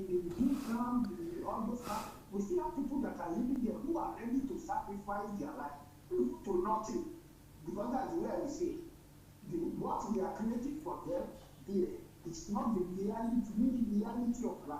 So by the time the dream you are bringing in, by the time they see the real, you see that a lot of people will jump over their fear and come to the reality. Amen. Like I said, I don't see too big that cannot be realized. But one thing I would like to tell everybody that is listening to Pastor Sunday is, you see, you don't have to wait for Pastor Sunday to come. Yes. You've given us enough material to start creating the dream you are even dreaming before you come to Nigeria. Most people now, they are waiting for you to come. They just want to come. Those who want to benefit, most people are waiting for how to benefit from what you are about to do. But they forgot that they need to prepare themselves. Yes. You see, because if you are not prepared for what is coming is going to consume you. Yes. Especially those who are Pastor Sunday's follower, who are expectant of your coming, they must be prepared for it. Yes. And the way they must understand where you yourself is coming from. Yes. Where you are coming from. If they don't, the tide will sweep most of you are going to have a new generation of DSA followers. Yes. You see, and I can tell you, when it comes to this issue of fear, I want to tell you my experience. I'll be going to Nigeria today. I'll be taking my flight in the next 2 or 3 hours now. Wow. I'll be taking my flight. Yeah, I know. Before about a month ago, I called a guy that was the one that used to do the plan work for me, and I said, look, I wanted to come and deliver a seminar on the thinking, this thinking, something that I did with you. Yes. And I sent the video to him. I sent the one I did with you, the principle of analytics. I said it doesn't have what they call it, data. I sent money to him so that he could get a grasp of what I'm coming there. And I want to relate this with Mr. Israel said that most of them, they are fanatics to their doctrine and church and religion, that they find it difficult to embrace what is new. So what did you want to do? You wanted to go and speak somewhere? Yes, I want to be going to the schools. I have some things I've prepared myself. I'm going to be doing. I want to go to universities. I want to go to secondary schools. I want to go to all those people that will understand the language. So I want to be delivering those speech. I'm going to do it like maybe 30 minutes, 1 hour, 2 hours. It's going to be a question and answer session. I want to be doing that. I wanted to do at least, before I leave Nigeria, I want to do like 10 of it. Wow. So that at least just to prepare ground for people. Because most of the things, when people don't, when they don't listen to it, they don't understand it. Yes. And if you gather 2, 3, 4, 5 that we buy or we start thinking about what we are talking about. You see, so that is, I'm just trying to I'm preparing the ground. That's what I've been doing. I want to when I go before, I used to do these free medical care seminars on health and all those things. Now I want to incorporate this. I really want to go ahead and start talking about this analytical thinking series and all those. That's what I wanted to do. Beautiful, beautiful. Now, let me now come back to the issue of fear. Now, the guy this guy has I think he's doing his PhD, or he has gotten his PhD. And do you know that this guy, after listening to this thing, if he was so reluctant to continue, because he's supposed to have prepared the ground for me before I come, but he's not getting back to me again. But I understand, because most like that DSA, don't listen to him. Oh, that DSA is antichrist. Oh, what he's preaching is not in correspondence with our own religion. I can understand that because it's so engraved. I mean, it's very deep into this CAC stuff. You understand? Yeah. And it's one of their. It's very, very popular here anyway. But so when I can now understand when it's not the way he responds, when he listens to those things, I can understand. But when I get on ground on Monday, by Monday, I should be able to see him. I want to sit him down and we organize work. At least he will listen. He will come to my seminar. That one is sure, and he will listen to me. And I'm going to talk about it. And he will have the opportunity to ask questions, and we can ask. If we ask questions, and with that, I believe gradually, people, the ground can be prepared. Beautiful. All disciples of Beautiful. DSA should start talking about it whenever any opportunity they have, so that this big dream that people are so afraid to embrace is going to be an easier. It's like John the Baptist. He prepared the way for Jesus Christ. Yes. And I think this is what people, without expectation, no, like I said, most people are expecting to get something, but they don't know that at this point in time, their duty is to prepare the ground. You see, is to prepare the ground for the coming of DSA to change the course of history in Nigeria. And I think all of us, we must put our hands on deck. No, as big as everybody thinks the dream is, to me, I don't even see it as a very big dream. To me, I believe there is nothing that cannot be accomplished. There is nothing that can. When we dream it, we will see it. Amen. That's what I believe. Amen. And I believe that everything that you position yourself to do for that country, God is going to grant the desire of your heart, and the will of God will come to pass. Thank you, DSA. In Jesus' name. Thank you so very much. Beautiful. Yes, sir. Beautiful. Yes, sir. Great. God bless you, sir. Well, what this is for the people who want to call to the program. The way to call is to go to Facebook Messenger. When you get to Facebook Messenger, look for Move Agents. Move Agents. When you get to Move Agents Matic, just write to us that you would like to call, and we will call you back. Move Agents Matic. Say you want to call to the program, and we'll call you back on Facebook Messenger. Well, concerning fear, that people are entertaining fear, and that is why they are opposing this thing. I agree. But if there is anything that I've accomplished, and my activities have accomplished since I've started, I think it is the fear factor. I think God has helped me to break the fear factor in a lot of people. A lot of people couldn't challenge the pastors and the GOs, but now, see, every day people are challenging and exposing pastors, and that is because the fear has been dealt with. I think we have a caller. Hello. Hello, good evening, DSA. Yes, sir. This is Uchi Ajebu from Aberdeen. From Aberdeen, from Scotland. You called the last time. Yes, it I remember you. Just want to thank you, and it is indeed beautiful listening to the imagination of Brother Israel Balogun. he sure did have the imagination. What I just want Speak louder, Uche. Yeah, just what I just needed to add to all this is typical Nigerian have this defeatist mindset.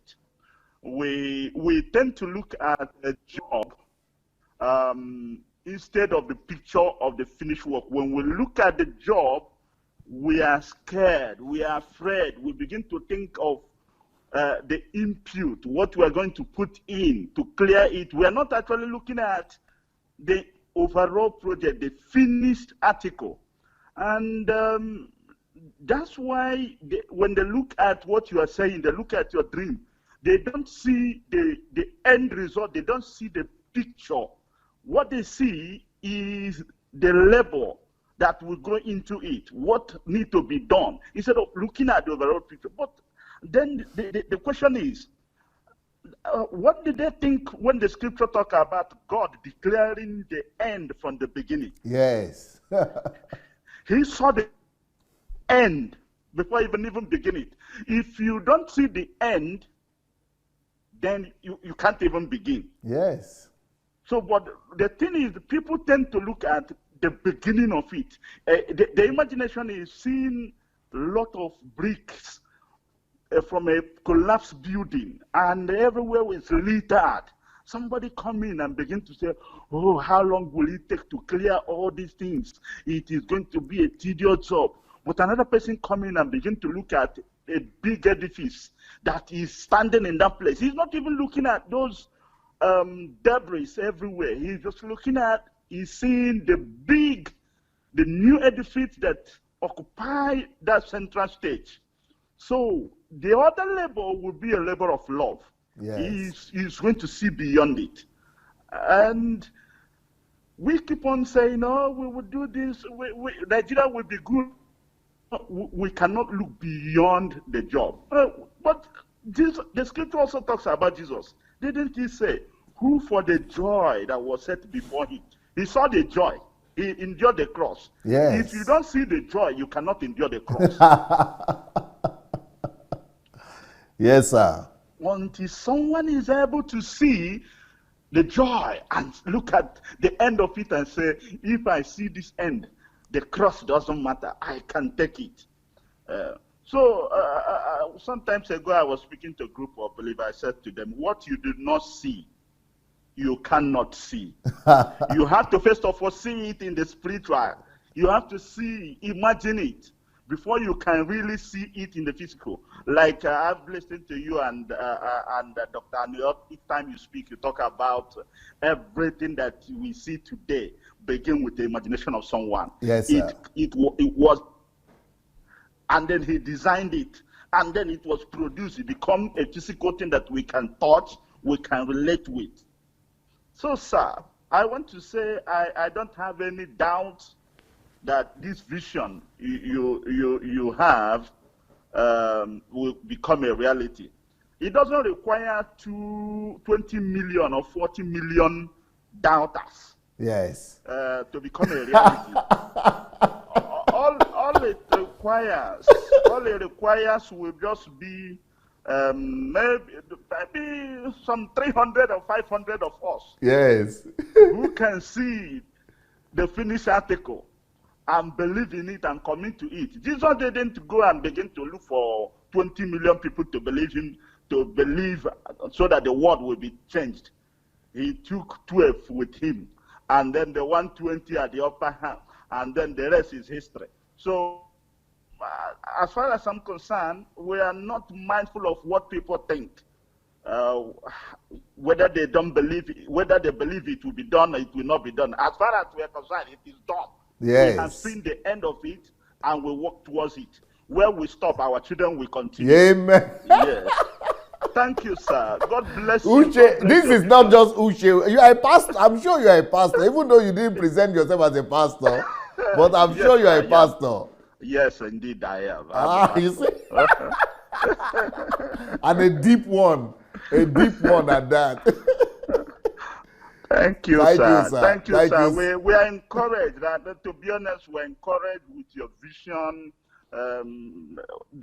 your vision, what you've been bringing about, and people are buying into it. Those that will buy it. Those that will doubt it. But we are not worried about those that doubt. Focusing on what is ahead of us, and we keep marching forward. Yeah. Let your faith be strong, because there are many hiding in different locations who shares with the same vision that you share, and by His grace, we will make it. Thank you, sir, and God bless. Thank you, sir. Thank you so very much, Pastor. Wow, beautiful, strong word. Well, yeah, the pastor just said everything, and yeah. Okay, for example, today somebody sent me a video about Enyimba free economic zone also, Enyimba. So there is a trade and economics. There is a city. It's going to be a city, a whole city. In the east, they call it Enyimba. Free economic zone city or something like that. Very big, very. It's just like what I'm talking about now, basically, but it's just for the zone. And I said, but somebody dreamt about that, and now it's already, even the federal government is financing it, and it's coming to pass. So I have my own dream too. Do we have a caller? Hello. Is the person there? Yeah, hello, dear sir. Good evening, sir. Good evening, sir. That is Peter. Peter from Belgium, sir. Yes, nice to hear your voice, sir. DSA, I just want to let you know I am your product, and the dream you have already coming to pass. It's not that you are still dreaming; it's coming to pass already. And I also know there are challenges when you had a dream. You have already know many things about you. A lot of things that the way you not many. If I say many things, like your character, when you take a decision with your books, with your teaching, and I just want to first of all commend Brother Israel for the title of what he's asking is commendable. So there has to be a challenge, and also there are purpose, there are reasons that you are still in Ukraine, because there are so many things God wants to use you to know, to prepare. Now, to talk about Nigeria, the difficult that you face in Nigeria are difficult. I know there will be difficult. There are challenges, of which 30 or 40% to my calculation estimate, you have already broke it to 40% of the challenge. Amen. Why do I say that? Amen. You know, I speak with people. I speak with people every day. I have a group of families, a group of friends, especially in Nigeria, that I'm speaking to, that I'm sending money to for data to listen to your message. And it's not going to be difficult, because first of all, you started with the breaking the gene, the obstacle, the cause of our Christianity in Nigeria. And that have really opened so many people's eyes. That fear have already gone. So because it's the people that goes to church, they are the government. We are the citizens of Nigeria. 85 million Nigeria or 90 million Nigeria are Christians. But some of them are confused. They don't know what to do anymore. They just, every morning, they just go, every day they go to church, every Saturday, every Friday, every Sunday they go to church. Because they don't know where to fall to. But alternative is already there. Your word is gaining ground. Your message, GSA, is getting ground in Nigeria. I don't want to talk about the whole of Africa or Africa continent. Your word is gaining ground in Nigeria. I know for a fact. I understand what I'm talking about. There will be less of obstacle the way people would think, because the power of those GOs has already reduced, because they have failed for 40 years. For 24-hour miracle, they have failed. For every Friday night's vigil, they have failed. Every gathering of every month in Redeem, they have failed. Every beginning of year of doing have failed. The people are waiting for the true message. The true message is the message, dear say, you have put out there for the transformation of Nigeria, and for the mission or the dream to come to pass. It's not going to be any work. You have done everything, DSA. You have done. I don't know how to explain it, or how to say it. My uncle, that is a pastor, that when I started listening to you, he was writing me and making me fear not to listen to you, or maybe not to do the program I'm doing. But today, I have a proof of that. It's on my phone. He's praying for me, and he's changing as well. He's listening to your message. In his church, he created a group, because he created a group message, sending your messages every day. I select the message, and some of his members were now writing negative stuff about it. I see everything they are writing. I'm seeing it, and he told them to stop. They should try to be listening to those messages. That he gave authority for the person that is sending the messages. So, in other words, I'm telling you, DSA, you have done a great work. God, I don't know how to express it. there will not be the obstacle the way people think, because people are just waiting to see the right thing.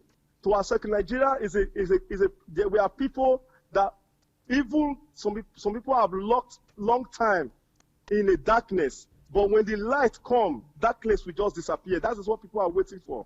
I know people will be talking, people are saying, when you started talking about the churches, people were everywhere. Today, everybody, every corner in Nigeria, people are not talking about GOs, criticizing them, saying a lot of things. That is the confidence that I have, because I don't do other thing every day. I don't do anything every day. What I listen and I listen to your messages, and everybody that I know, people that I know are beneficial. They are benefiting on your messages, DSA.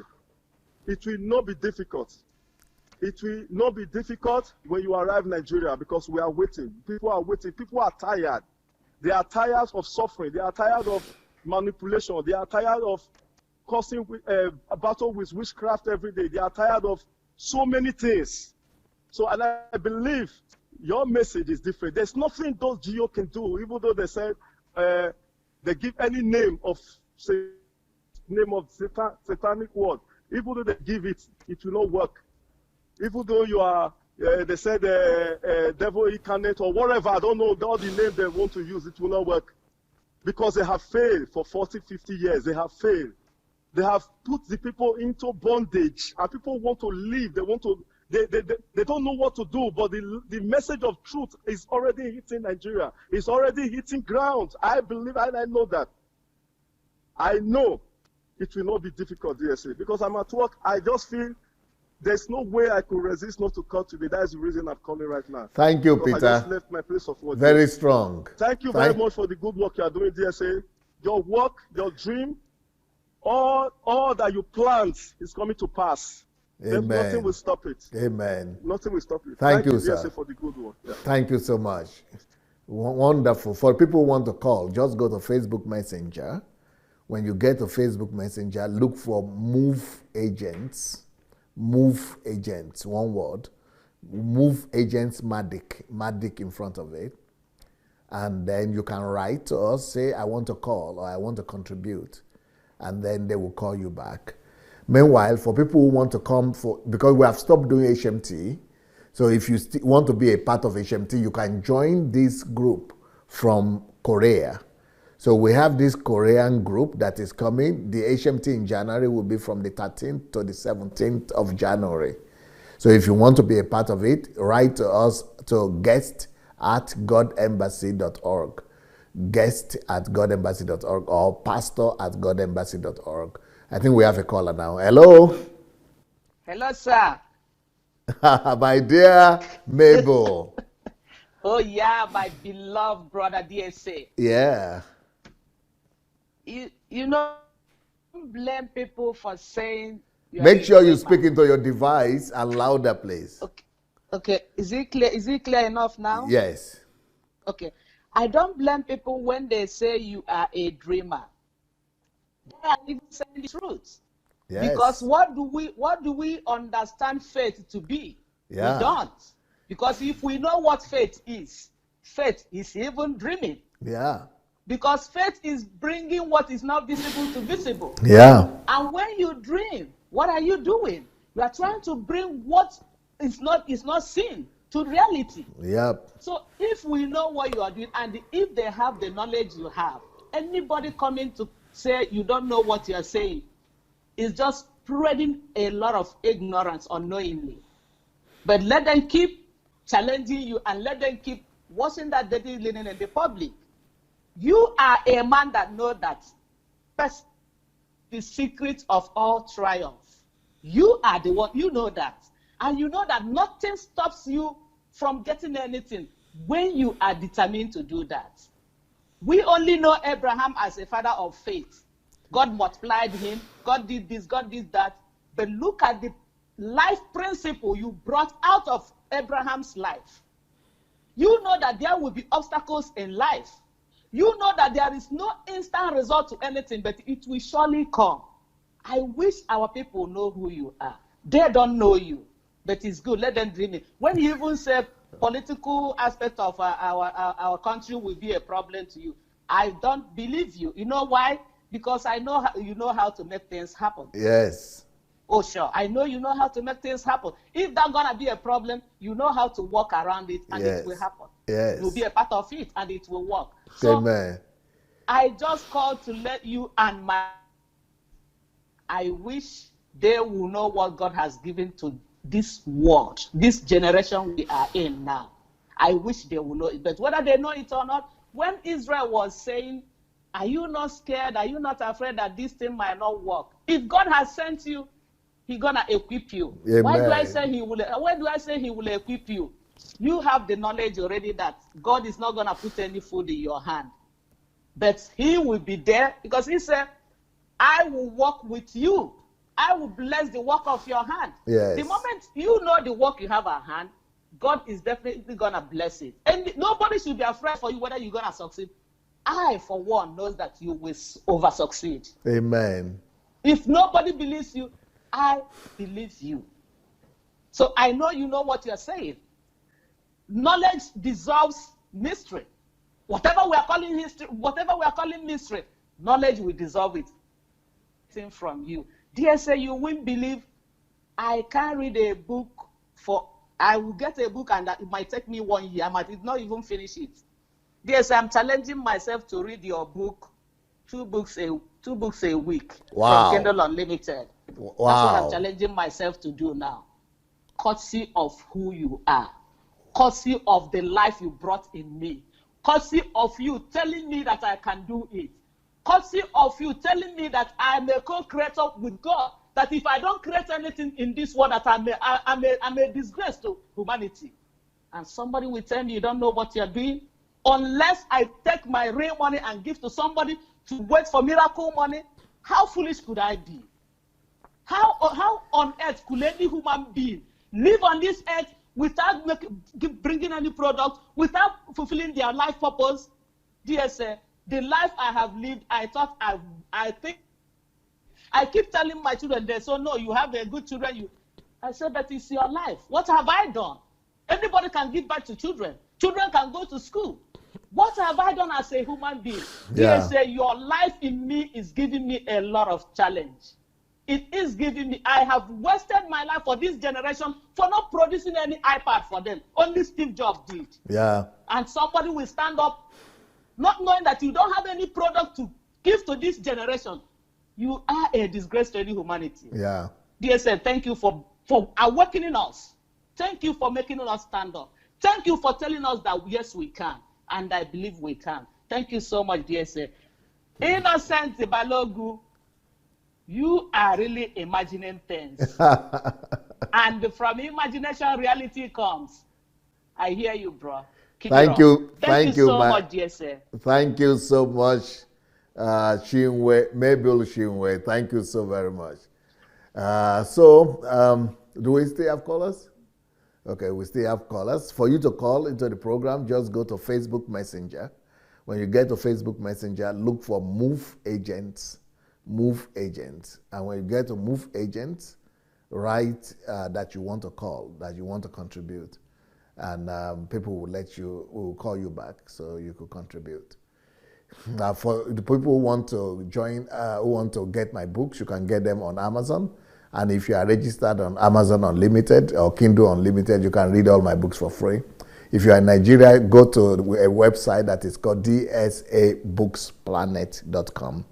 dsabooksplanet.com. You'll be able to get my books there. Who is the? We have a caller now. Hello, DSA. This is Adelaja. Hello, Sister Adelaja. Good evening. I need you to speak louder or to speak directly into your device, please. Okay, is it better now? Not much. What is wrong? I'm speaking directly into the Now is device. better. Now is better. Okay. Thank you so much for all you're doing. Just maintain that tempo. Okay then. Thank you so much. You've really, really dealt with today's issue very, very well. You know what? DSA, your dream is coming into reality. Now, you know what you've done? You've taken fear out of the people and you've put fear into their biggest dad. I'm telling you, this time last year, Redeemed G.O. Adeboye could not prophesy as he usually does. He had to say, I'm going to do it in quote, so that they in parable, yes. Yeah. Before, he would just come out and blah, blah, blah, and utter, and then people will start running after that prophecy. But last year, he couldn't. So if you have created fear in the head of all, their father of them in Nigeria. So this job is taking place. This mission is going to be effective. It's going to happen. All of them, all the GOs, all the bishops, you've created fear in them.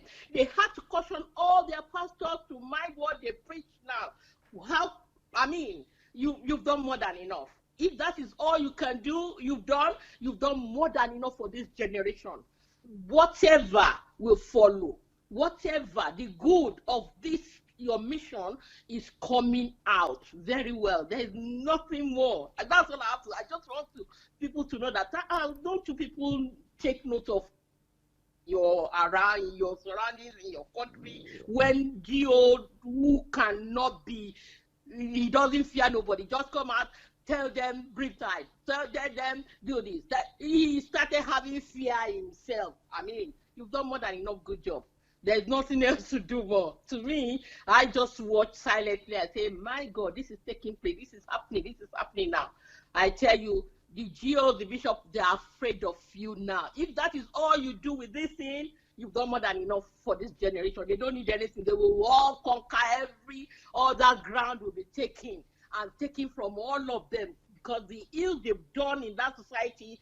Yes, if you go home, you are still here. If you go home and see it in your koro eyes, as you always say, you will cry before you even want to start the work.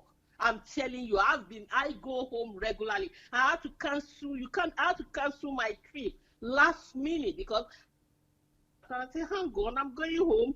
Not that I have anything doing. I'm only going on holiday. No. I need to do something else, because I'm really bleeding for them. I have to send money home for them to sort themselves out, and I don't want to see what I see every year anymore. So your work is good. Thank you. Your dream is the best dream. You say, everybody, I have my own dream. You should all start having a dream, not DSA's dream only. You have your dream. You know what you want. We all should, as we are following you, we all have dreams of what we want Nigeria to be, and it's for the better. Thank you so much. Take care. Thank you, madam. Thank you so very much. Grateful. Yeah, I was thinking that if we are talking about fear, I think that one of the greatest accomplishments of what I've done is that it is removing the fear. It is breaking the spirit of fear that has held down the Nigerian church for so long, and that people are now speaking out.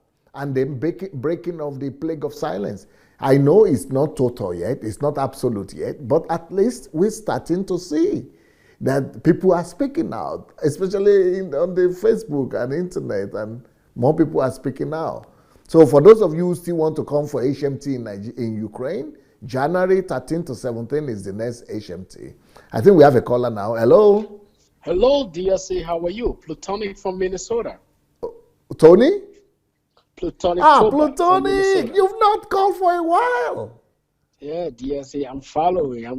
My wife son and they're following. When we do all our critical thinking, we don't need to be calling That's right.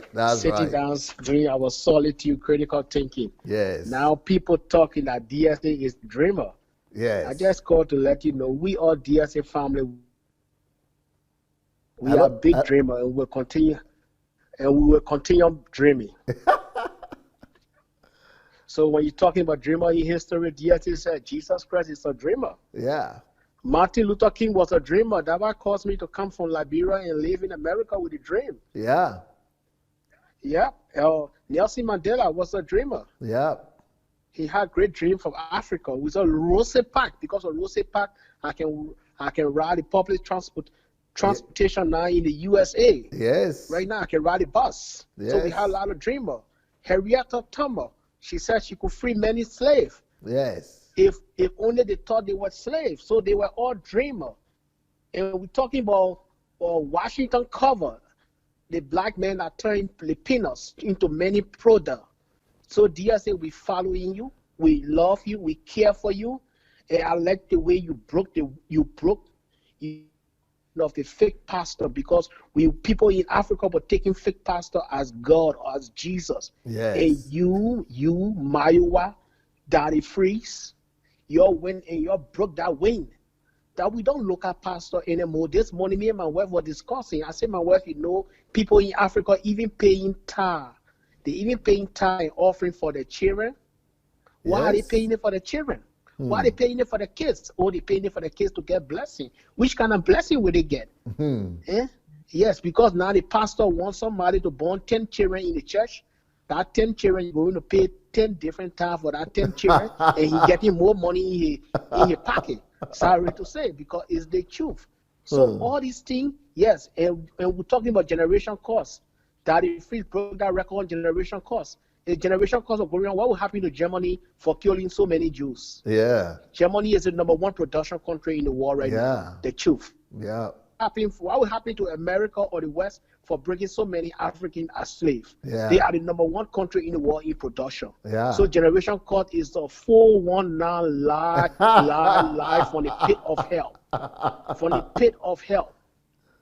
So DSA, man, we just say thank you. Sorry, I got a bar call right now in Minnesota. If I don't call today to say thank you for everything, my wife got the DSA library. She read your books a lot. Yeah. She read your books. So before I talk to my wife, I got to think twice. I got to think twice, because if you're having a DSA woman in your house, you got to think twice. You have to question everything. So I have to question everything, where we eat, where we drink, how we take care of the children, how we clean the house, everything, man. DSA, I just think, because I told you, me and my wife, we love to wash dishes. We wash dishes, we'll be fighting to clean out the house. Every man work, woman work, any work, we do it together as a family, as a team. So DSA, thank you. People say we're dreaming, we are dreaming, and the dream is working. So African, we'll continue to dream. DSA, take care. Bye. And happy Thanksgiving to all Americans. Bye. Thank you so very much. Wow, beautiful, platonic, wonderful, brilliant. Well, I was saying that we have HMT coming up in January. If you want to join that HMT, you write to guest@godembassy.org, or you could write to hmt@godembassy.org. So just let us know, or you could write us just write me in my Facebook, inbox me in Facebook if you want to join the HMT that's coming up from 13th to 17th of January. Well, I think we have another caller, right? Is he ready? Hello. Hello. Yeah, hello. This is Solomon Raj, doctor. Solomon, how are you, bro? Also, I'm doing fine. Have you been listening to The Dreamer? Oh, yeah, Joseph the Dreamer. I call you Joseph the Dreamer now. Yes. Yes. So I was listening to Israel's questions. Yeah. And it was really talking about fear, doubt, but which is, I think, is normal, because even when you started, it was just 1-2 people that believed in your vision, and today we have thousands that actually believed in your vision now. So with time, more people will believe. It's not the issue of we have doubters. Definitely there must be doubters. And if we that have believed in your vision, we can unite, that means it's going to be possible. Secondly, you've talked about the government, that your biggest fear is the politician. I felt you've dealt with it already, because you said you don't even need the federal government spending. in this Yes. project. Yes. So since you don't need their money, the only thing they will be fighting for is the money. You know, that will be their biggest fear. That, oh, you want to come and they now start investing money to you. But you now said you don't need you don't need their money at all. We don't. So with that, they will even relax a little bit, because their biggest fear is nothing but the money, and that you've dealt with. So I think more people are believing in you than ever before, and I believe in the nearest future more will also believe. Amen. What you're doing, and thank you for the hope you've given to us. And this is why we joined the Millionaires Club, to make a big difference. Yes. Thank you, Solomon. Thank you. You're welcome, sir. Thank you All so right. very much. Great talk. Great talk. Well, if you don't believe it, try to read it. You don't even need to believe. Just try to read this book and see what makes DSA to think that Nigeria could become the greatest country in the world. And that is what this book is about, how to make Nigeria the greatest country in the world. And the second book there says how the Nigerian economy can overtake the American economy. I believe we can. And, is it going to happen in my lifetime? I hope it might not, but at least I've stated my own vision there and the way to bring it to pass. If we will abide by the principles that are in that book, I'm sure we can see it in my own lifetime. So right now, I think that will be the end of the calls.